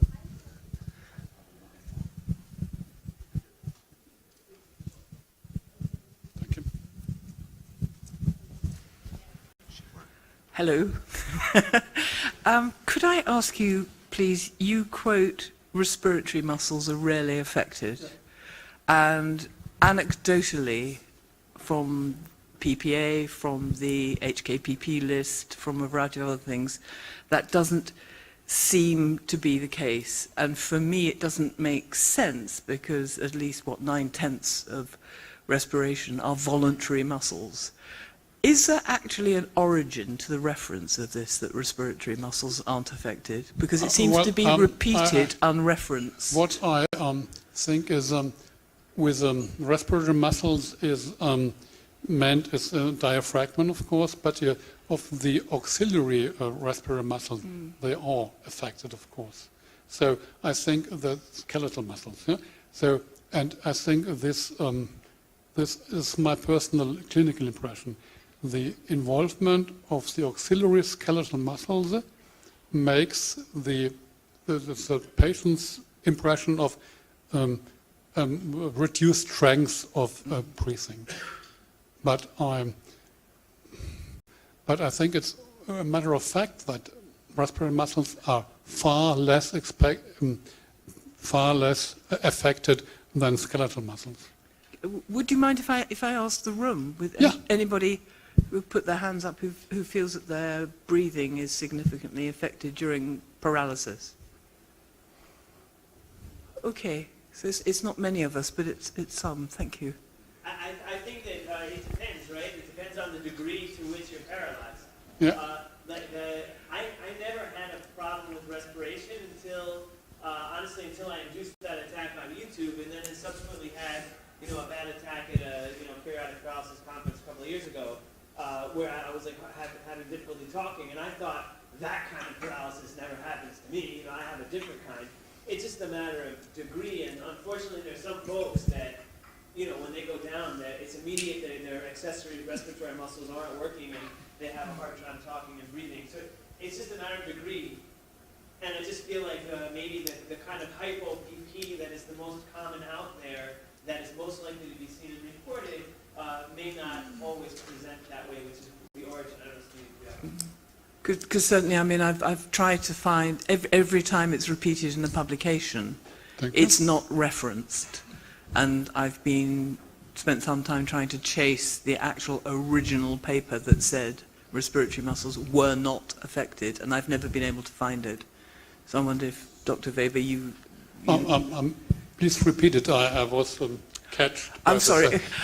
It's just that every paper I've seen where it's described that respiratory muscles are not affected, Yeah.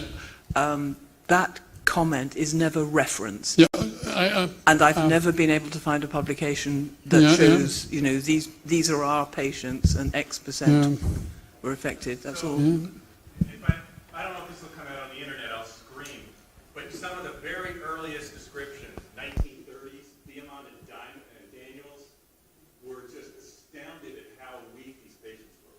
Lying down, unable to raise a limb, barely able to raise their head, and yet they could still move their eyes, swallow, and breathe. And so it was this stark contrast that led you shouldn't have stepped on it. So that led, and I don't mean to take away from Dr. Weber's presentation, but so this has been out there in the literature. You know, a lot of physicians, unfortunately, who are unfamiliar with periodic paralysis tell their patients, you know, this is something you don't have to worry about. But in fact, people who've had very severe attacks, it can affect breathing. There are documented cases of fatality from hypoventilation. It can happen. But interestingly, there are other examples. We have mouse models of periodic paralysis. We can induce periodic paralysis in a mouse, and it breathes perfectly well, even though every other muscle is flaccid and electrically inexcitable. Yeah, the reasons for that are not clear, but just as you've heard in some of the trigger factors, you know, light exercise can ward off an impending attack. So one of the ideas is because of the continuous activity of the diaphragm and muscles of breathing, that is why they are relatively spared compared to others that might occur.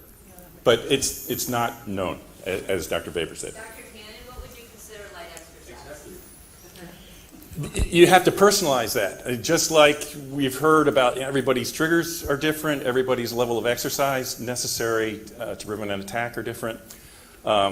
Actually, in honor of Frank Lehman Horn, there are very famous stories of individuals with periodic paralysis very early in the days willing to induce an attack, physician's office to be studied by exercising on a stationary bicycle, and then lie down on a cot and have a profound attack and all four limbs weak. But then there are stories of other times the same individual doing that but exercising one arm after the bike.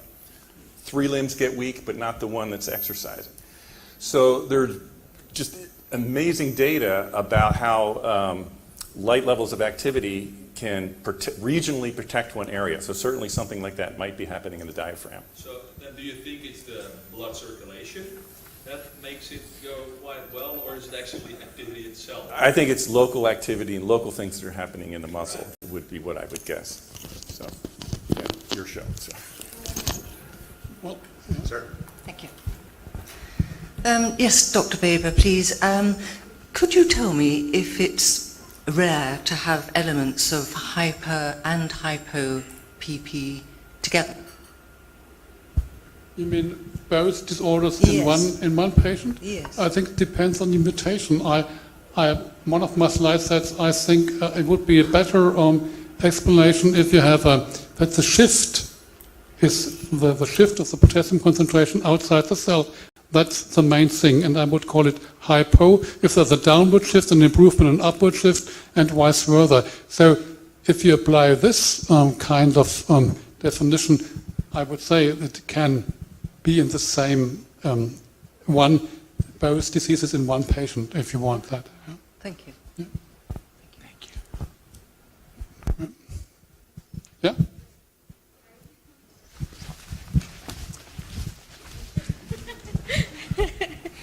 I'm currently 8 months pregnant and I have gestational diabetes as well as hypoglycemia. Oh. And I'm currently diet controlled, but the doctor is talking about putting me on insulin, and I just saw insulin as a trigger for a shift. Yeah. Does Definitely. that mean I will be at greater risk if I do go on insulin now if my sugars are too high? Or Well, the diabetes should be treated, and it will be, usually the diabetes will cease after delivery. Yeah? Yeah. And I think one has to try how you are affected by insulin. Huh? Yeah. Yeah. And the glucose test again afterwards, 6 weeks. They admitted me for the first one, but they're not going to admit me for the second one. What is the risk of the glucose test? Well,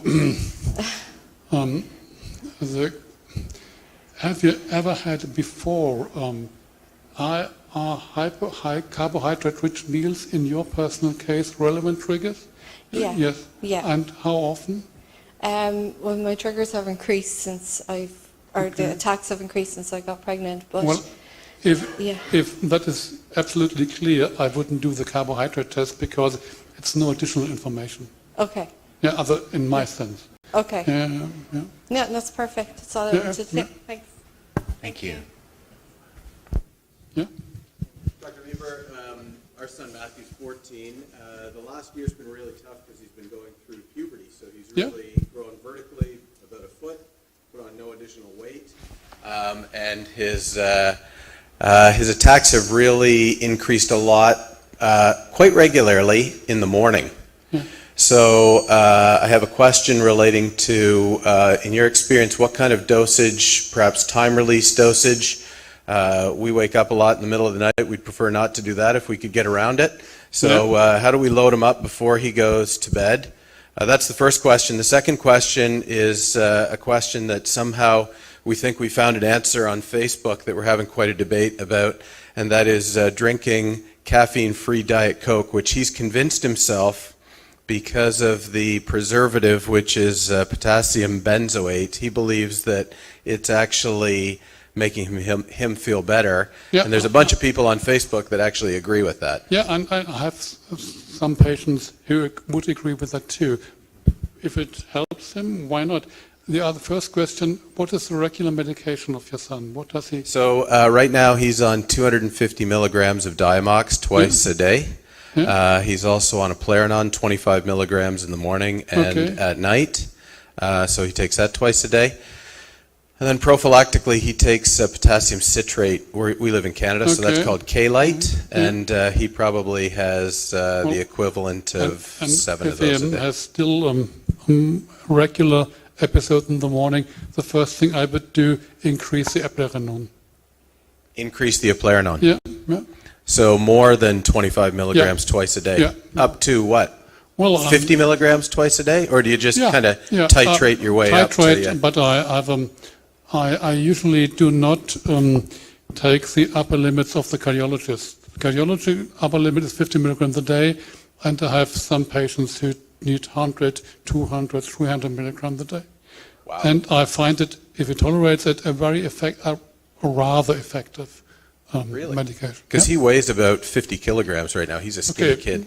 Just try. You just can trying, stop it.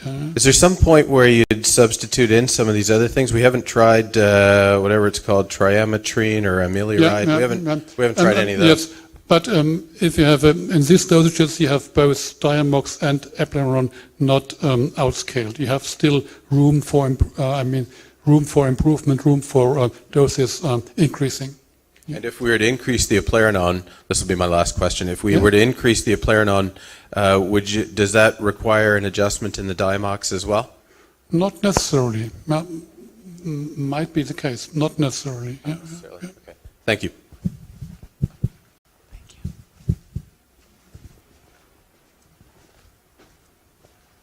I think maybe in the interest of time, then we'll have an opportunity for questions as we go. So I think it's time to move on to the next thing, and the next thing is going to be all of us with Dr. Siegel. But just before we do that, what types of periodic paralysis are in the room? Raise your hand if you're pretty sure you have hypo. Pretty sure hypo. Okay. Then pretty sure if you're hyper. Oh, wow. I have an even number there. Not sure what you have. And ATS, Anderson to Will. Okay. So, there's a fair distribution of it. So just so you... normal. Sorry. Normal. So the whole idea here is, like, find yourselves out and talk to each other. That's important. Okay, so without further ado, I would love to bring up Dr. Mickey Siegel to the podium. Dr. Siegel has been with us for many, many years. He's been a really great supporter. When our listserv was active, he would always jump in and answer questions. And he was, one of the few physicians who really rolled down in the dirt with us and kind of helped us along that way. And he's a Harvard Medical School trained pediatric neurologist. So with extensive credentials. One of the things he's done is develop a software, which he can talk way more about, but called Simulconsult, where you put in certain symptoms and it kind of steers you in the right direction and can help make rare diagnoses such as the ones affecting us. So without further ado, here he is. Thank you. Let me explain what we're going to be doing here, and then I'll give you a few more details about me so you understand where I'm coming from, because it can be confusing because I seem like I'm coming from several directions. So what we're going to do now is we're focusing on you and your stories, and people will get up and tell a little bit about themselves and their experience, and then I will free associate from that to make some general points about understanding from a clinical or a research point of view what's going on.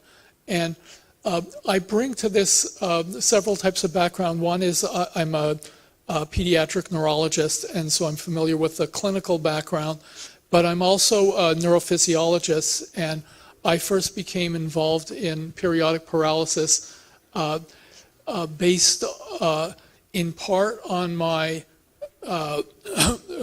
expertise in the electrophysiology of epilepsy, which is another ion channel type of disorder. But then I found a form of attention deficit disorder that seems to have a real overlap with hypokalemic periodic paralysis. And then some members of this group saw the papers and said, no, it's actually even more related than you think it is.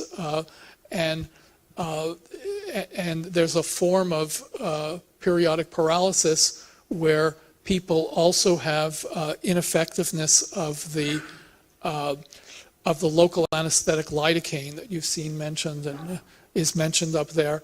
And there are families in which the periodic paralysis and the lidocaine ineffectiveness run together. There is some fraction of the general population where lidocaine ineffectiveness is it may be 5%, or it may be, in some places, it may be up to 10%. And we're trying to sort that out. We just got a grant from the NIH to do some of that, and we're figuring it all out, and I may tell you a little bit more about that.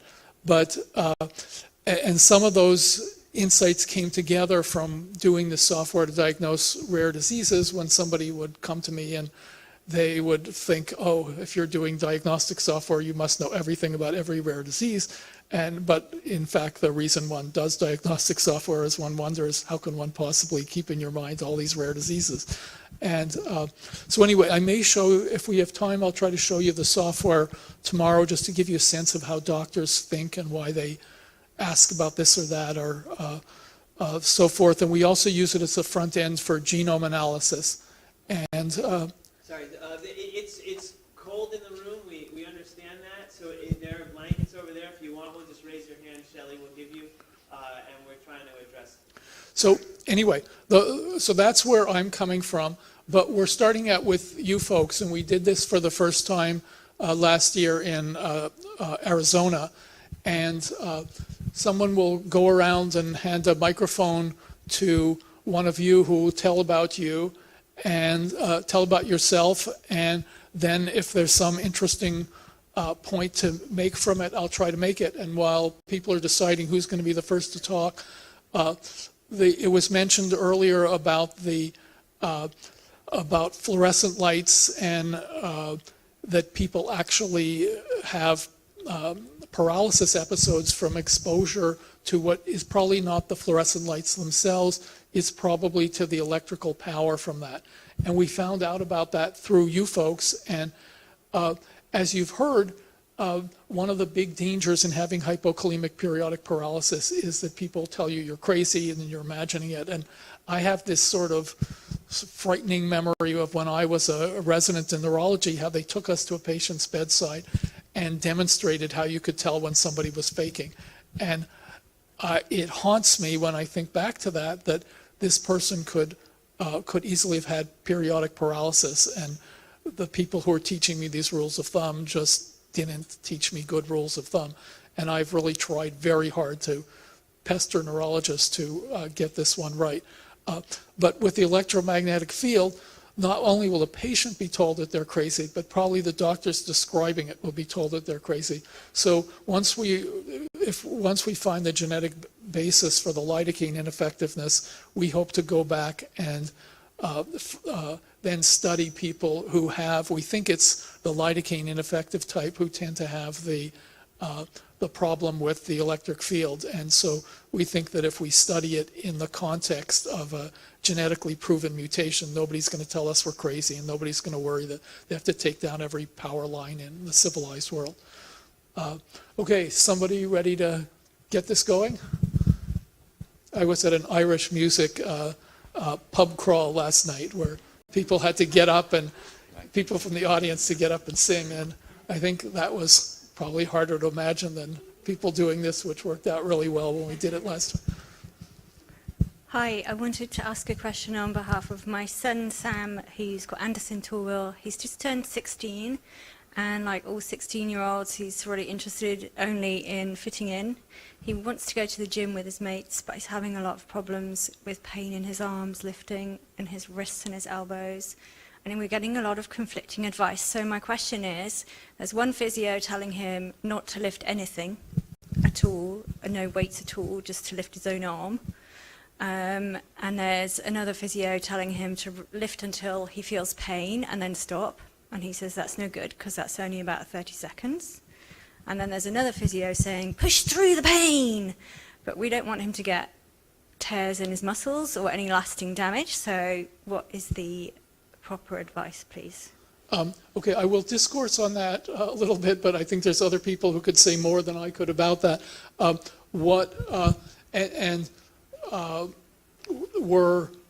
So I guess this fits the format. Okay, so in general, what we're trying to do is, here's my story, but this is sort of formulated into a question, but that's fine also. I think what the point that Dr. Weber and others have made in the past about the permanent muscle weakness is the concern that when you have lots of sodium coming into the muscles, that you actually are leading to long-term damage with this. So in general exercise thing, people talk about push through the pain and so forth. I think in periodic paralysis, the concern would be that when you're doing that, you're actually leading to permanent weakness. And I don't know enough about ATS to know how bad the permanent muscle weakness is with that. Maybe Dr. Weber, Dr. Cannon could say more about that. But I would be concerned about pushing through pain. One of the good themes in periodic paralysis is that gradual things are important, and specifically gradual in terms of don't even stop abruptly, that try to go up and go down in a very gradual way.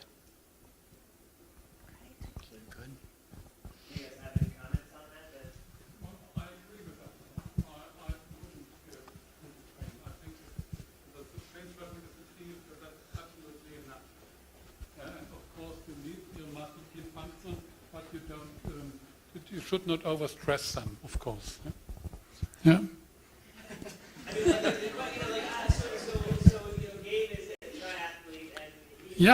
Yeah, but the point is, what happens on the long run? This is the thing with the sodium inside the channel, inside the cell. I've just mentioned the discussion on the table. I have two patients who are now in their 70s. they were mountain climbers when they were in the 30s and 40s and went to the Himalaya and with hypo-PP, genetically diagnosed hypo-PP, and they functioned very well. And they in the age of 40 or so, the myopathy, let's say, started and became clinically relevant. And now they have a severe proximal vacuolar myopathy. But in his case, he started on medication soon. And my patients, I mentioned, they did not start on medication until they were affected with permanent weakness in their age of 40. And that's the difference. Yeah? So let's pass the microphone to Gabe, because I asked his mother about this, but I want to hear directly from him. So, Gabe's story was just amazing in terms of most of us would have a huge amount of trouble doing that amount of exercise.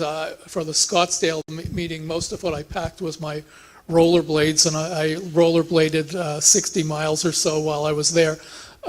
But still, if I tried to do the stuff that Gabe did, I would have a severe muscle weakness at some point. And so specifically, I asked your mother what you did to deal with this trigger, which Dr. Weber discussed, of when you drop off your activity abruptly, you start getting that you get this overshoot where your potassium is driven low because the pumps that are getting rid of it while you're exercising are sort of don't know that you're about to stop, and also the whole pH effect goes away, and there may be adaptations for that. And so your mother told me the answer was that you just kept walking around and doing stuff. And can you describe to us what it's like to do you feel this issue, and what do you do about it, and what are good strategies for coping? Yeah, I do. I definitely do. When I'm riding, I feel the best, probably, when I'm riding or doing activity. And when I stop, I usually try to have a really good warm down, like very mild exercise after I am going hard. And once I finish, I try not to stop moving until I've totally kind of calmed down. And usually more than 10 minutes, I try to walk around and do that. And I don't, usually I feel worse in the morning once I wake up, and then I get on my bike, and then I start going, and then I feel better. And then when I stop, I'm still okay. I never really feel that bad after I ride, as long as I warm down well. But there have been times when I just get off my bike because I crash or fall over or something happens, and I get in the car and drive in the van.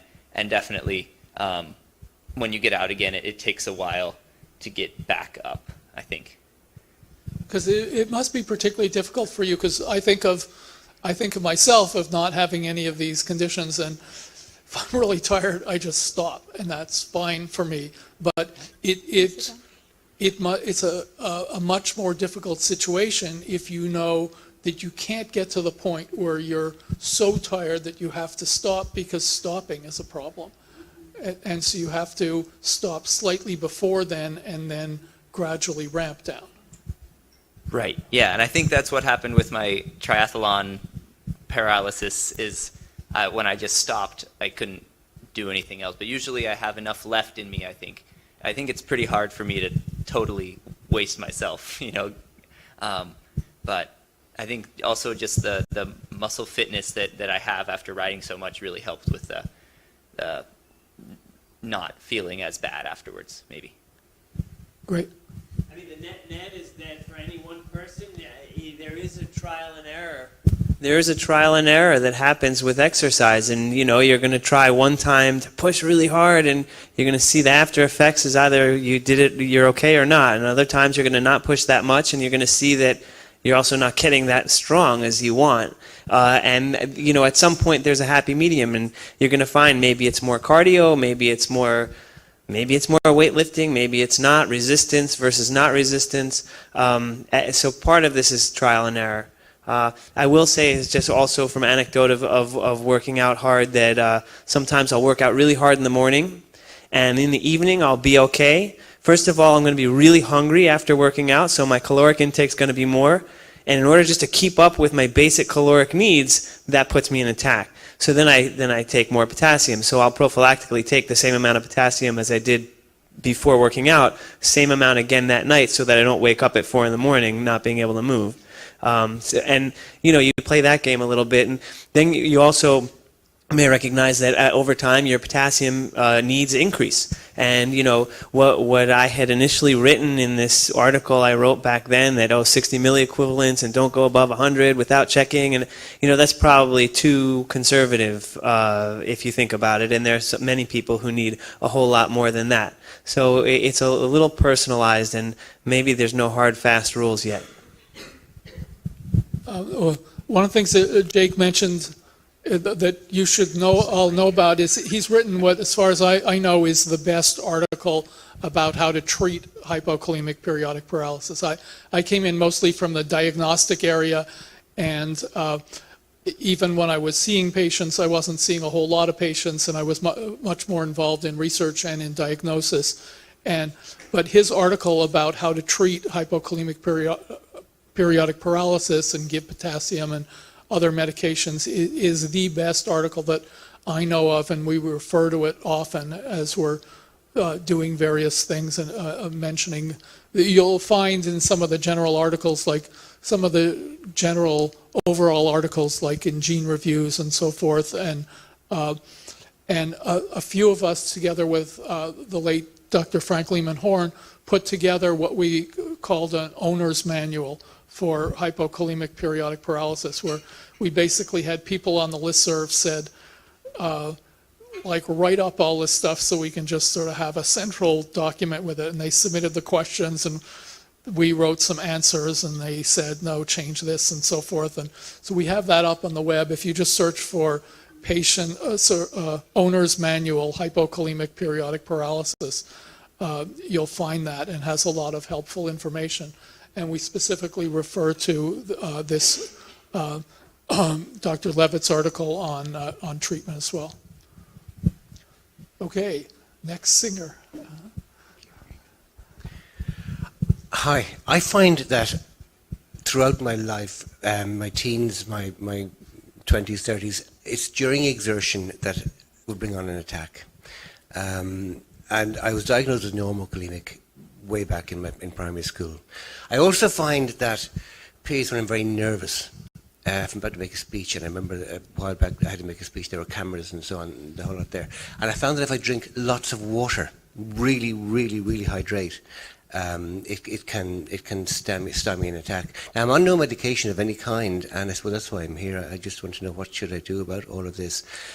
I had to get a bridge fitted in my mouth some time back, last year, and it involved having a root removed. I couldn't get out of the dentist's chair. Now, I made an excuse to say my legs had gone asleep and so on, and I stumbled out of the room and all of that. My next appointment, the dentist said, look, he's putting a bit of adrenaline into this because he said your heart may, pound a bit and so on. I couldn't get out of the chair. Now, I started to put two and two together, and I emailed the PPA, and it was yourself, Dr. Siegel, in fact, got back to me and said, don't avoid adrenaline. Whatever happens, avoid adrenaline. I was about to say that again, but I'll give some more details. No, it was yourself. So my next appointment, I very, politely said it to the dentist. He was a dentist I wasn't familiar with. He not my usual dentist. And I said, I've got something that's quite rare. I said, you may not have heard of it, but I said, run it past me, and I told him what it was. And he said, you're right, I haven't heard of it. And I said, could you avoid adrenaline, please? Well, he said, I can give you anything out of this drawer, he said, but it's all rubbish. He said, it won't really make any difference. And I said, well, just maybe we'll try it and see what happens. So I went through a bit of pain during that particular appointment, and I was happy enough to do that. It wasn't that bad, I could deal with it. But I couldn't get out of the dentist's chair. The attack started again.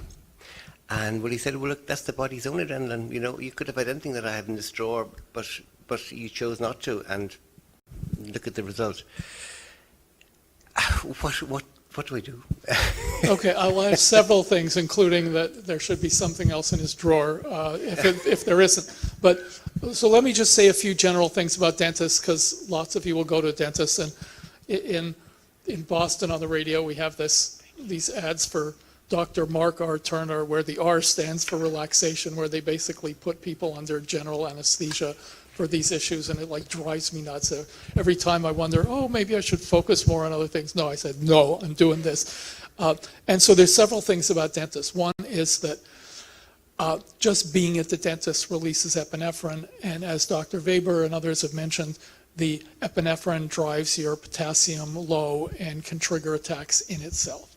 And the reason that they give epinephrine, that the dentists give epinephrine, is not to make your heart beat faster and for you to feel anxious. It's because if you give epinephrine, it causes the blood vessels to contract a bit in that area. And so the numbing medicine, which is usually lidocaine, is more likely to stay there. So it has an actual purpose. And my dentist recently said, oh, we have a lidocaine reverser that we can give you after your dental work. And I thought, no, I don't want something else, but tell me what it is. I'm interested from a scientific point of view. And of course, it wasn't reversing the lidocaine itself. It was reversing the epinephrine, which would sort of let the lidocaine out. So that's one point about dentists, is they give you epinephrine. Epinephrine is bad for periodic paralysis. Second point is just being in the dentist chair, even if like you don't have any problems and you're just sort of imagining pain coming, is enough to get the body to release both epinephrine and steroids like cortisol. And those, as Dr. Weber mentioned, also lower potassium and raise sodium and do all sorts of things that can make periodic paralysis worse. So that's two things about going to the dentist that's likely to make it worse. Now, thirdly, there's this subset of people. So there are certain families in which people have both hypokalemic periodic paralysis and a constellation of other stuff. And the other stuff is lidocaine doesn't work. They have what's called either ADHD, attention deficit disorder, or Asperger syndrome, or they now call it mild autism because the psychiatrists messed up the terminology, but I tried to stop them and I couldn't. And then the third factor is the females have severe premenstrual syndrome. And that's a constellation. In some families, it seems pretty clear that it travels with the hypokalemic periodic paralysis gene. We're trying, within a few days, we will be starting to sequence one of the large families that many of you have met at some previous meetings. And we hope to find what we think it'll be a variant somewhere else, maybe another gene, maybe in a promoter of a gene, and so forth. There also are a whole bunch of people who don't have periodic paralysis who have lidocaine ineffectiveness, ADHD, or Asperger's, it depends what people call it, but it's the same thing. And the females have premenstrual syndrome. So you can have a mother with severe premenstrual syndrome who has a son with ADHD. Nobody thinks there's any relation, but we're pretty convinced they are, and we can treat both of them with potassium. And we think it's a big chunk of ADHD, like we're talking millions of people. And so this is out there, but it's just so weird that nobody's stumbled upon it. And some of you folks, somebody's just saying, wow, because, oh, my brother has that, my mother has that. And there's lots of families like this. We know about you. We're starting to do the genetics. We just got an NIH grant to study just the basic phenomenon, because all sorts of doctors will tell you, I don't have anybody for whom lidocaine doesn't work, but you guys could say, no, and they gave, my brother had his toe surgery, that was like agony. And so that's a third reason. There's another group of people. So I don't know if you've had, if lidocaine works for you, or you have any symptoms that might be ADHD, or your mother had PMS or whatever. Usually guys don't know if their mothers had PMS. You have to go ask. So that's a third issue that at least for some people is about the dentist, because not only is I'm a little, like my heart rate goes a little faster when I go to the dentist. I don't have any of these things. But imagine going to the dentist and you know that the lidocaine doesn't really work well, and they give it to you a few times, and maybe it sort of works after the third injection in 45 minutes, but still it's not going to be a pleasant experience. That's going to release more epinephrine, plus they're going to give you more lidocaine with epinephrine. And so the whole thing can really wreck your day. And so the first paper we published together with one of my colleagues from Children's Hospital in Boston who was at Harvard Dental School, and I asked around and got him and others to recommend another drug aside from lidocaine, and that worked fine. And it worked fine on the kid we described who, in his toe surgery, the lidocaine didn't work at all, and the surgeon didn't believe it, and the kid was smart enough to convince us that he really could feel it. And so there are other drugs, and so if you're so in the dental situation, I'll just mention briefly, in the non-dental situation, there's other drugs that can work. So if you're having lidocaine doesn't work for you, you can get other drugs like blocking on them now, but there's a bunch of other drugs that will work. And even if you just buy the benzocaine that people use for like various sores or something, that works for these people also.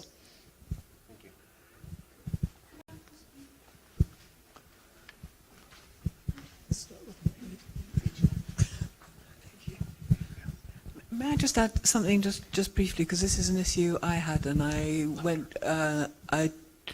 talked it over in detail with my dentist, who was very specialist. The adrenaline issue, he says it is partly the dentist's skill, that if the nerve block is exactly where it should be, that dentist should not need to use adrenaline anyway. But he said, life being what it is, most dentists don't get the right exact place. So that if you need an adrenaline-like compound which keeps the local anesthetic in the area, so better anesthesia, use octopressin, it's called. And for those people with who are insensitive to lignocaine, it doesn't work. Lidocaine, lignocaine, same drug. There is a dental anesthetic called Cytonest, which is a combination of prilocaine, which is a lignocaine relative, but often works in people in whom lignocaine doesn't work, and a mixture of octopressin, which he reckons is a safe alternative for adrenaline in somebody with periodic paralysis. So I just thought it would be worth mentioning. I think it's found in most countries. It's called Cytonest.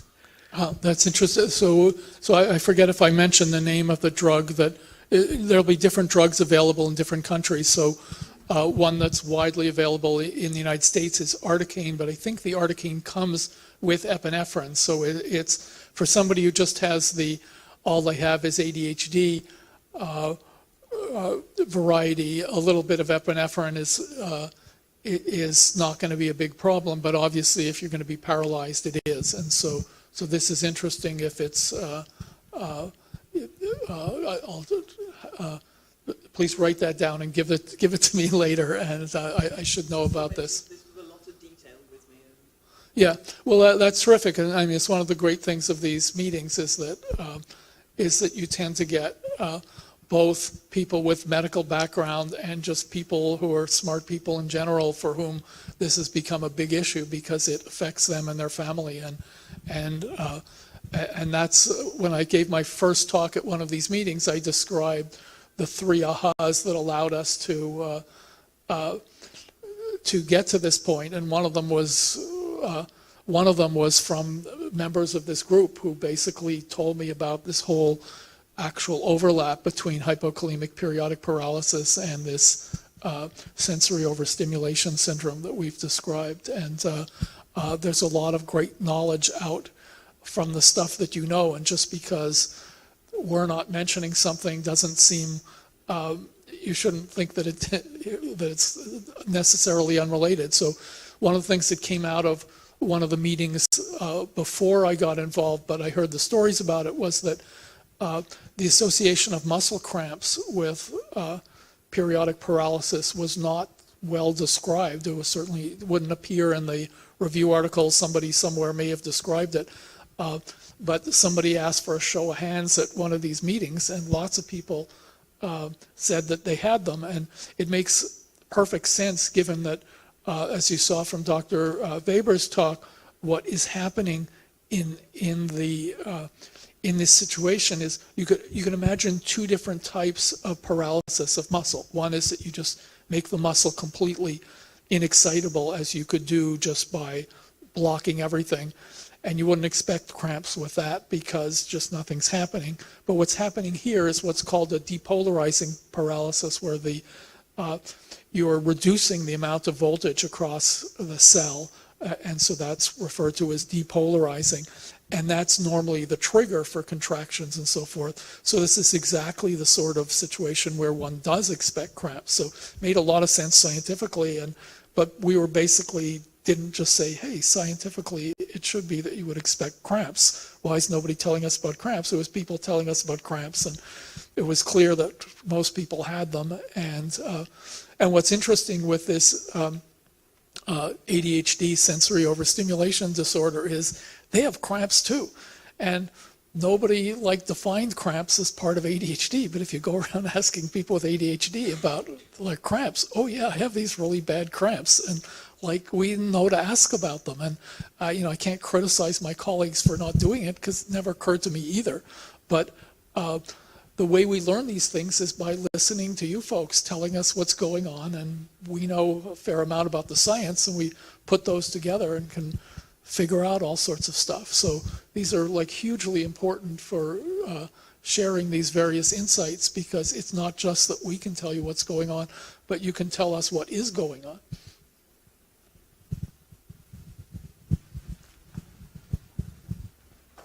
Just a quick follow-up on the dental visits. If epinephrine and cortisol go up as you're going or as you're there, can you just K up before you go, so you potassium up before you go to the dentist, and then your visit's going to be okay? Well, it certainly would be better than not, and I would certainly, anybody who has this and anybody who has this and somebody in their family, just make sure to that you don't get the situation that Gabe was describing of just being so focused on something else that you don't pay attention to this, because absolutely I think you should make sure to be well treated before you go in. And we have some anecdotal evidence, and some of you may have more, that when people for whom lidocaine doesn't work that well, it works somewhat better if you tank them up on potassium.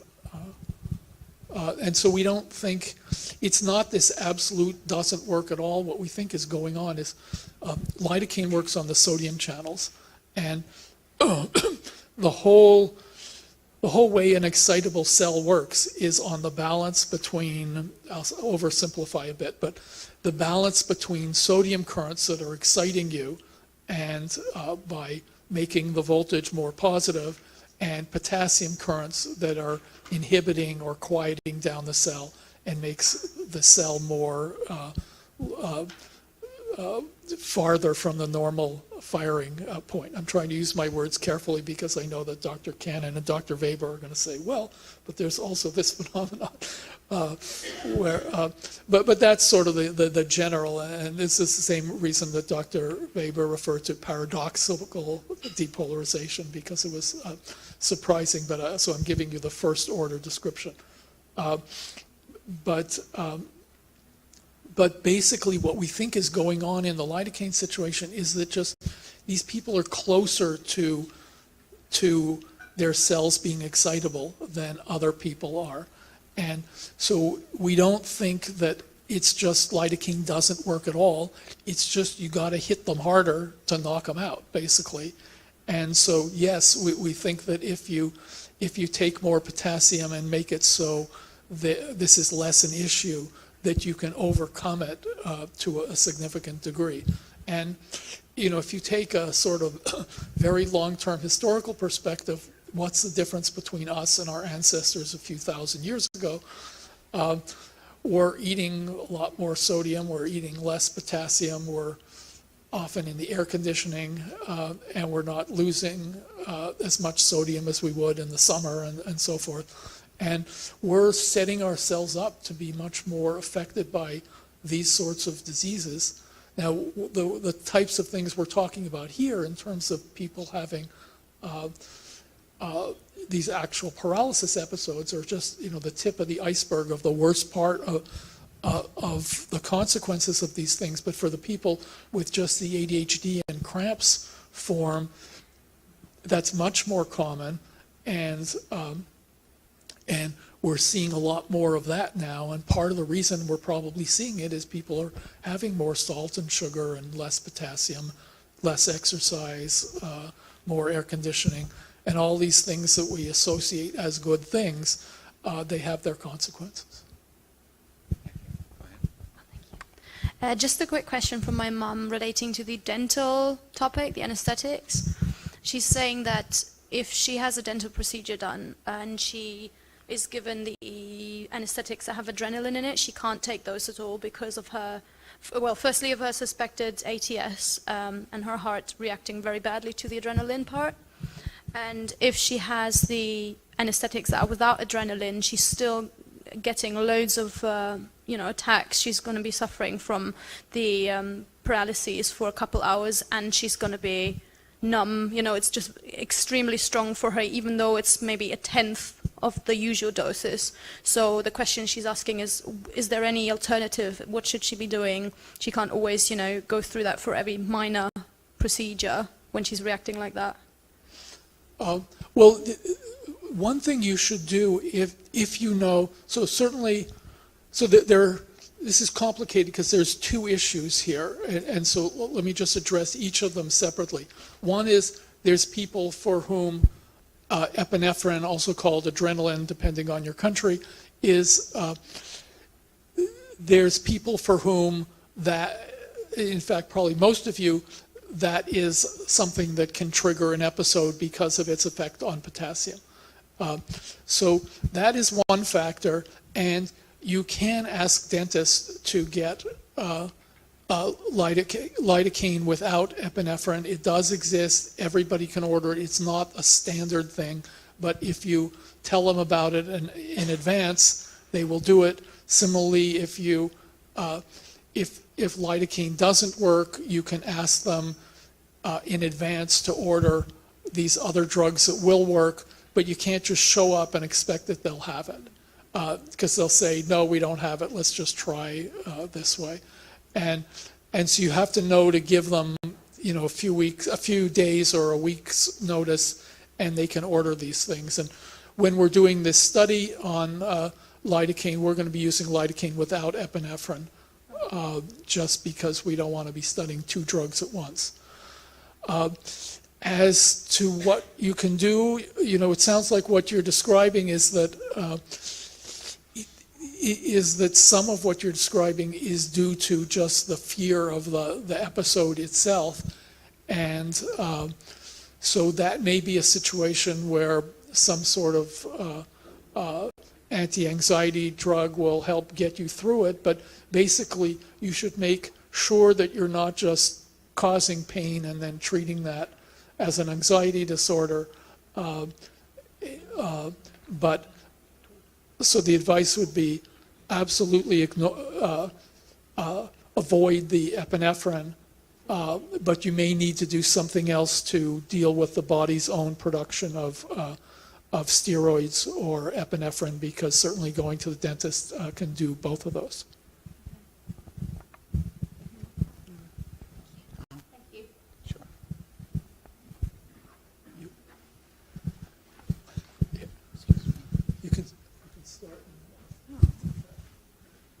Hi, I just wanted to change topic for a minute.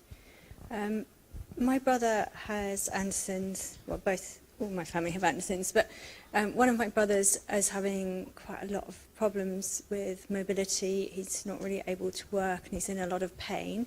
Previously, he had Keveyis when it was on the market in the UK, and then he had some benefit from it, and then it was withdrawn. Does anybody know when it might be available in the UK, or is there a way that people in the UK can buy it from the US and have it imported? Because it's not possible to do it through the NHS? There are people who know much more about this than I am. I'm looking for Dr. Levitt. I don't see him. Oh, here he is. You can either... Just repeat the question quick. Keveyis, Yes. we need it in the UK and we cannot get it through the NHS. Is it possible for UK citizens to buy it in another country and import it, or is there news that it's going to be coming? Okay, so unfortunately, well, back in the day when my family owned Taro Pharmaceuticals and we purchased it from Merck and developed it, I was going to make it available worldwide. But then we got hostily taken over by Sun. They raised the price to a lot. Then they said, okay, they got it kind of exposed in the papers, and then they made it for free. And then Strongbridge bought it, and but they only have rights to the U.S. market. Sun still has rights to the ex-U.S. market. And last I heard from Strongbridge, who heard from Sun, but I'm not privy to any information because I'm not part of those companies. They said they were trying to get it approved in the UK or in some European countries anyway. So I don't know where they're at with this. Your best bet is to somehow have someone in the U.S. get it prescribed for someone in the U.S. and then just kind of mule it over in a suitcase. I don't know what to tell you. I mean, I've done that for people. I'm happy to write the prescription for you in the U.S., and I don't know what Strongbridge's policy is about that in terms of getting it free versus making you pay $100,000 sticker price or whatever it is for the drug. But I'll be happy to write you the prescription if your doctor says it's cool, and then you can come to the U.S., get it, and go back and do what you will, and do that every month. We can do that. People in Canada do that. Okay, thank you. So there's an underlying issue here, which is that to get a drug approved, you have to do these very expensive trials, and so it becomes difficult to do them for a rare disease. And one of the things that makes us very hopeful, if we can find a tie between ADHD and periodic paralysis, and then it brings in, and we know certain of the treatments are the same. We've had people who've been on potassium, others have been on Plerinone, and they work very nicely.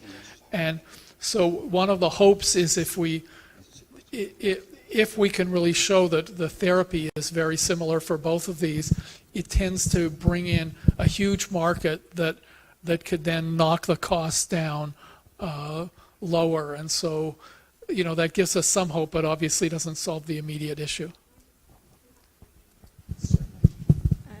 For anyone in the UK in this room, just to say, I live in Wales and I've put in an application called an IPFR, which is an individual patient funding request for Keveyis. It's not back yet, it comes back in 2 weeks' time. And if that goes through, that will be a bit of a coup because it will pave the way for any other patients in Wales to get Keveyis on an individual patient basis. In England, all of the IPFRs that have been put in through Professor Hannah's team, for example, have all been turned down. But we have a different government in Wales, so it may be that we're lucky. And if I don't get mine, I'm then going to put in one for my 16-year-old and hope that makes a difference.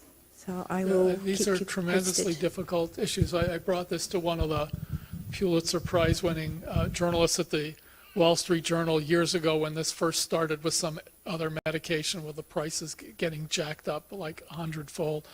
And she didn't want to write about it, and then 5 years later it turns into a really big story with a bunch of medications. And this is an issue, and we're going to need to figure out better ways. And I think the solution, at least in the United States, is going to be to make the process, improve the process for rare diseases so it's easier to get something approved.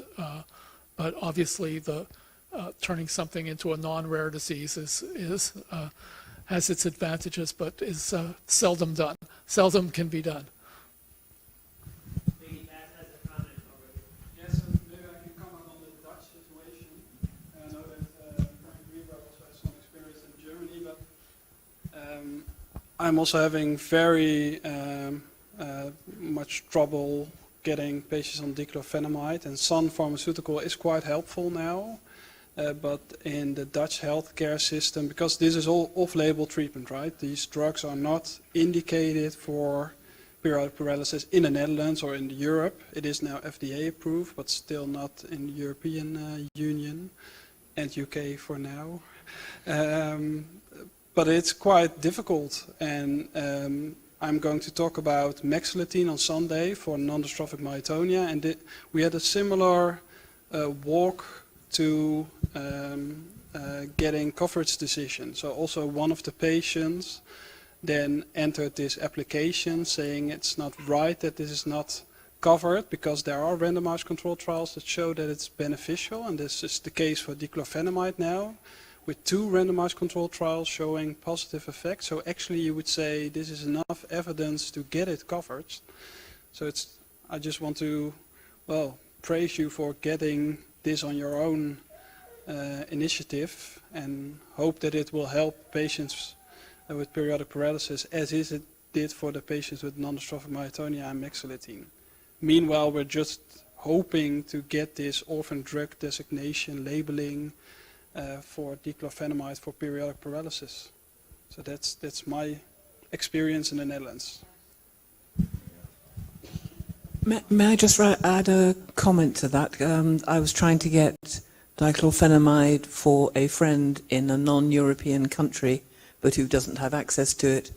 And I live in France, and I contacted Professor Fontaine's unit in Paris, and his assistant, Dr. Savine Vicar, emailed me to tell me that she is the designated European lead for diclofenac European-wide approval. Now, I know no more than that, but all I know is that a French doctor in the neuromuscular unit in Paris is the lead for getting pan-European approval, including pre-Brexit the UK. So if anybody has a doctor who can contact her, her email is easily available on the internet, Savine Vicar in Paris.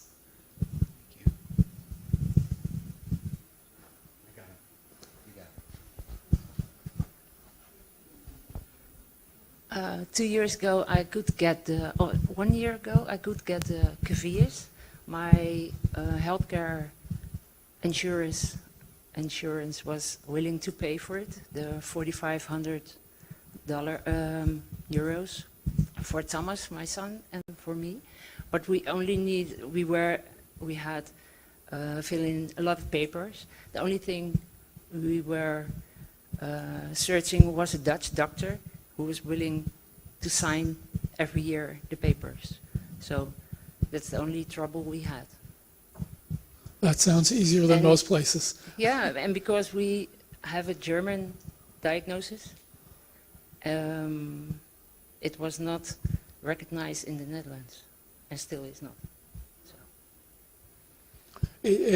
I mean, it's surprising that when you have a situation where you can actually say you have this variant which is known to produce this condition, and by the way, we use the term variant rather than mutation for these diseases, because what's happening, it's not that it's changed in your generation. We would call that a mutation. A variant is just something that is there that is not common. So that's why we use the term variant instead of mutation in most circumstances. But if one of the reasons we focus so much on getting a genetic diagnosis is we can say, look, they have this, it's well described. If you don't want to go read the papers, then you're not giving good care.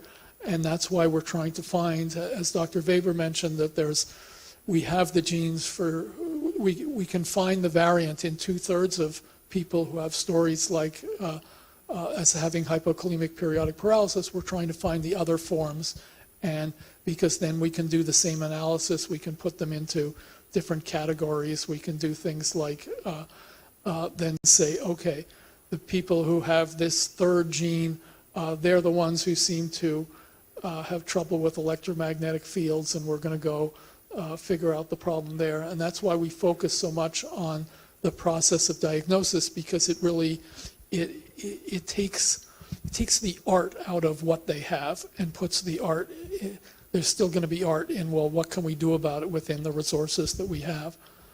But then it gets to the question of, you can have somebody who says, okay, we're doing the cost-benefit analysis for how much does this help and how much does it cost.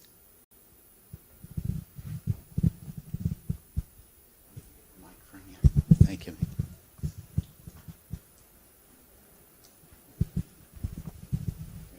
Thank you.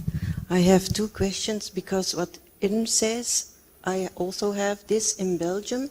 So we have a letter from a doctor who, from Germany, Dr. Weber, who says, you probably have this disease, but it's not recognized by the insurance in Belgium.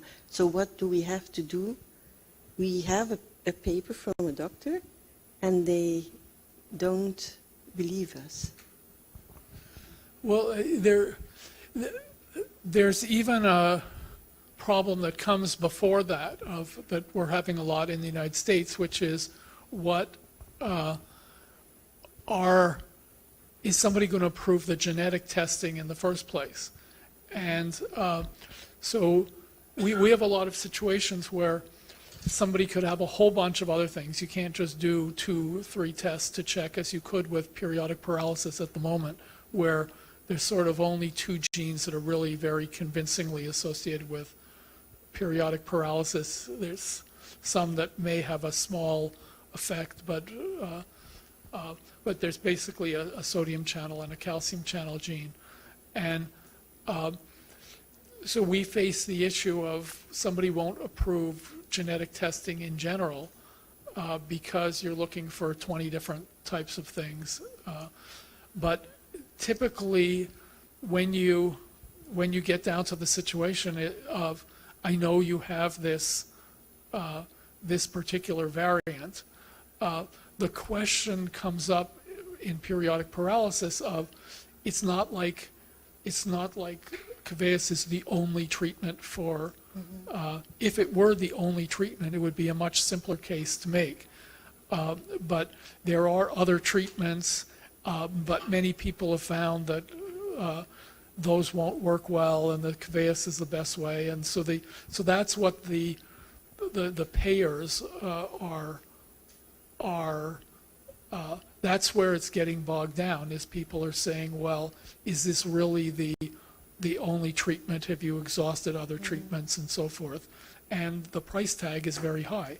And so that's why there's this issue, and it's basically the insurer or the country, if it's a national system, makes decisions. It's not for that medication, but it's so when you have no mutation, you can never say 100% that you have the disease?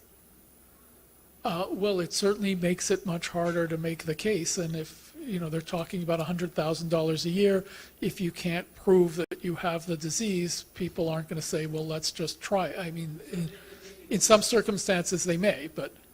In terms of, this begs the question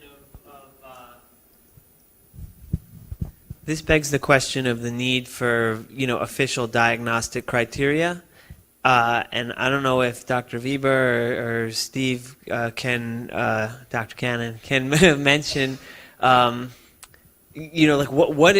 are the current standards of diagnostic criteria? And, the American Heart Association has the American Heart Association, standard for LDL cholesterol, and that's the gold standard. And so, it would be nice if the PPA had the gold standard for, but who are we? But we could be if we all, unified together.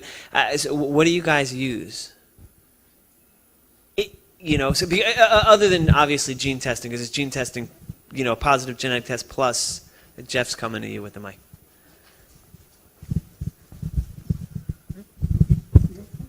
Well, of course, if you have a hypo-PP episode and the potassium smaller than 3.5 and you have a mutation that fits it, you have a diagnosis with certainty.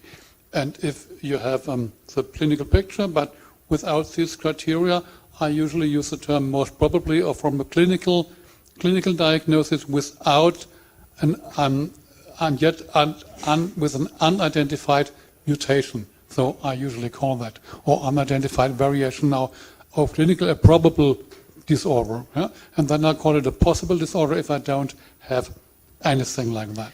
So I have certain probable and possible. Because anything but certain damns someone to no medication and no disability. This depends on the system you work in. Yeah?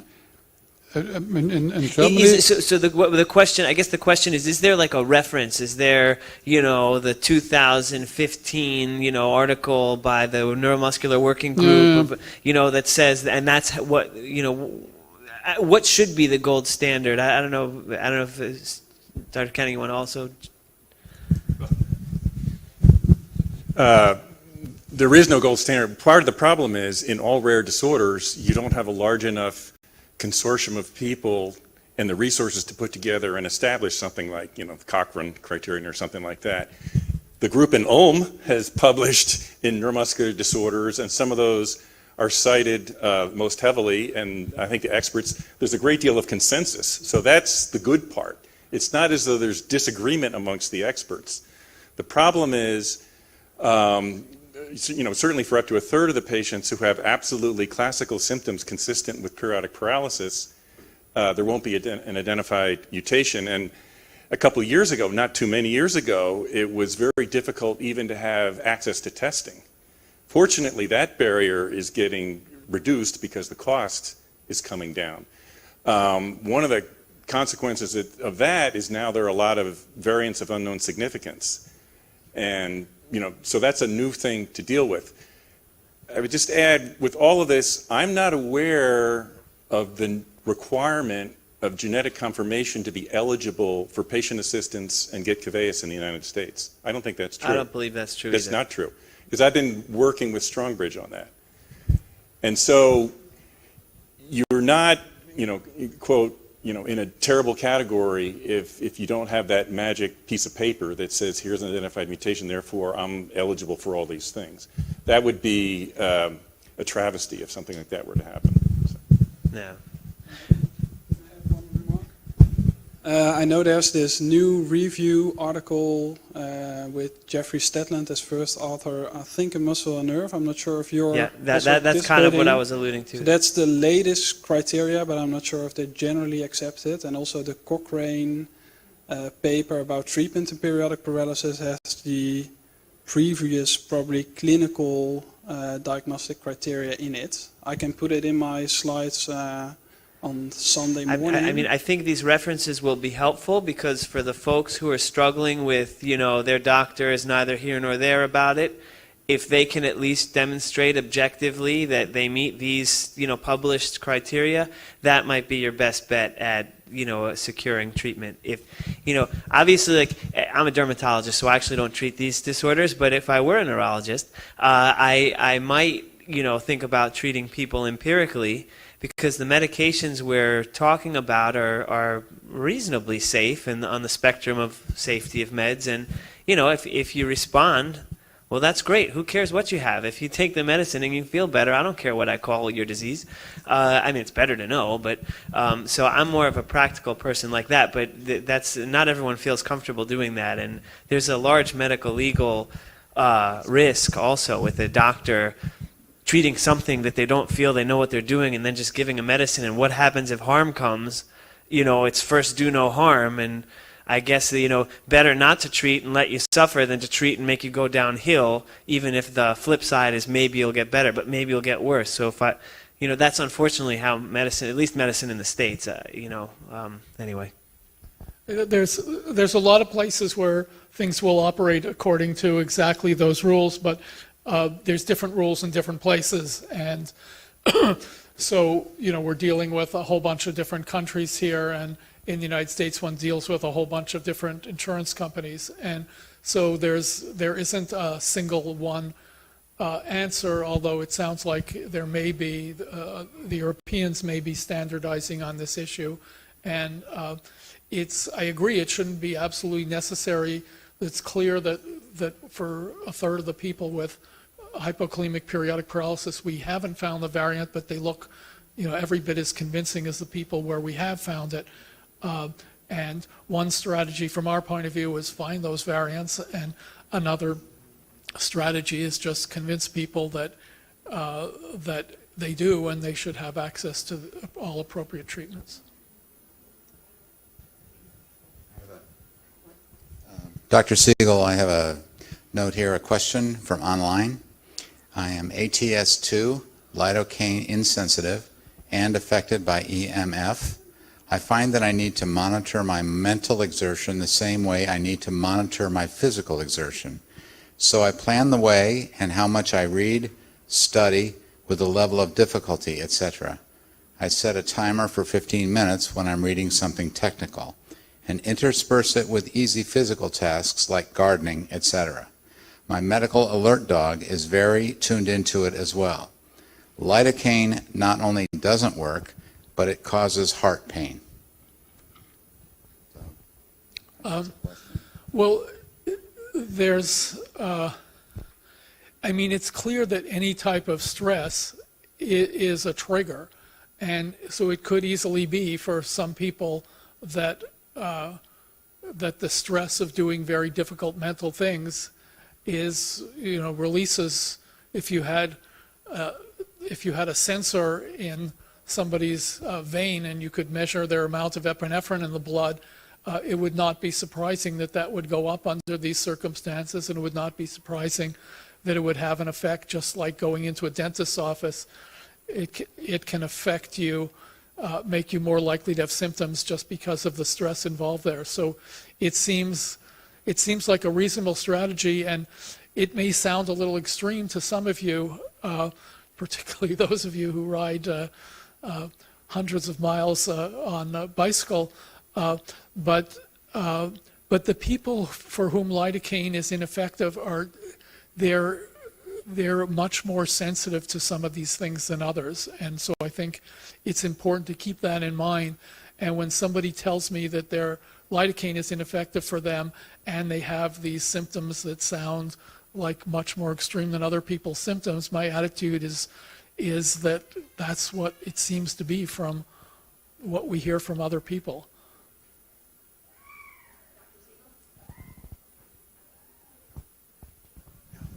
Apparently helps if you turn it on. What we're going to do is we're going to stop right now, but thank you very much for talking and leading the discussion. So let's hear for Dr. Siegel.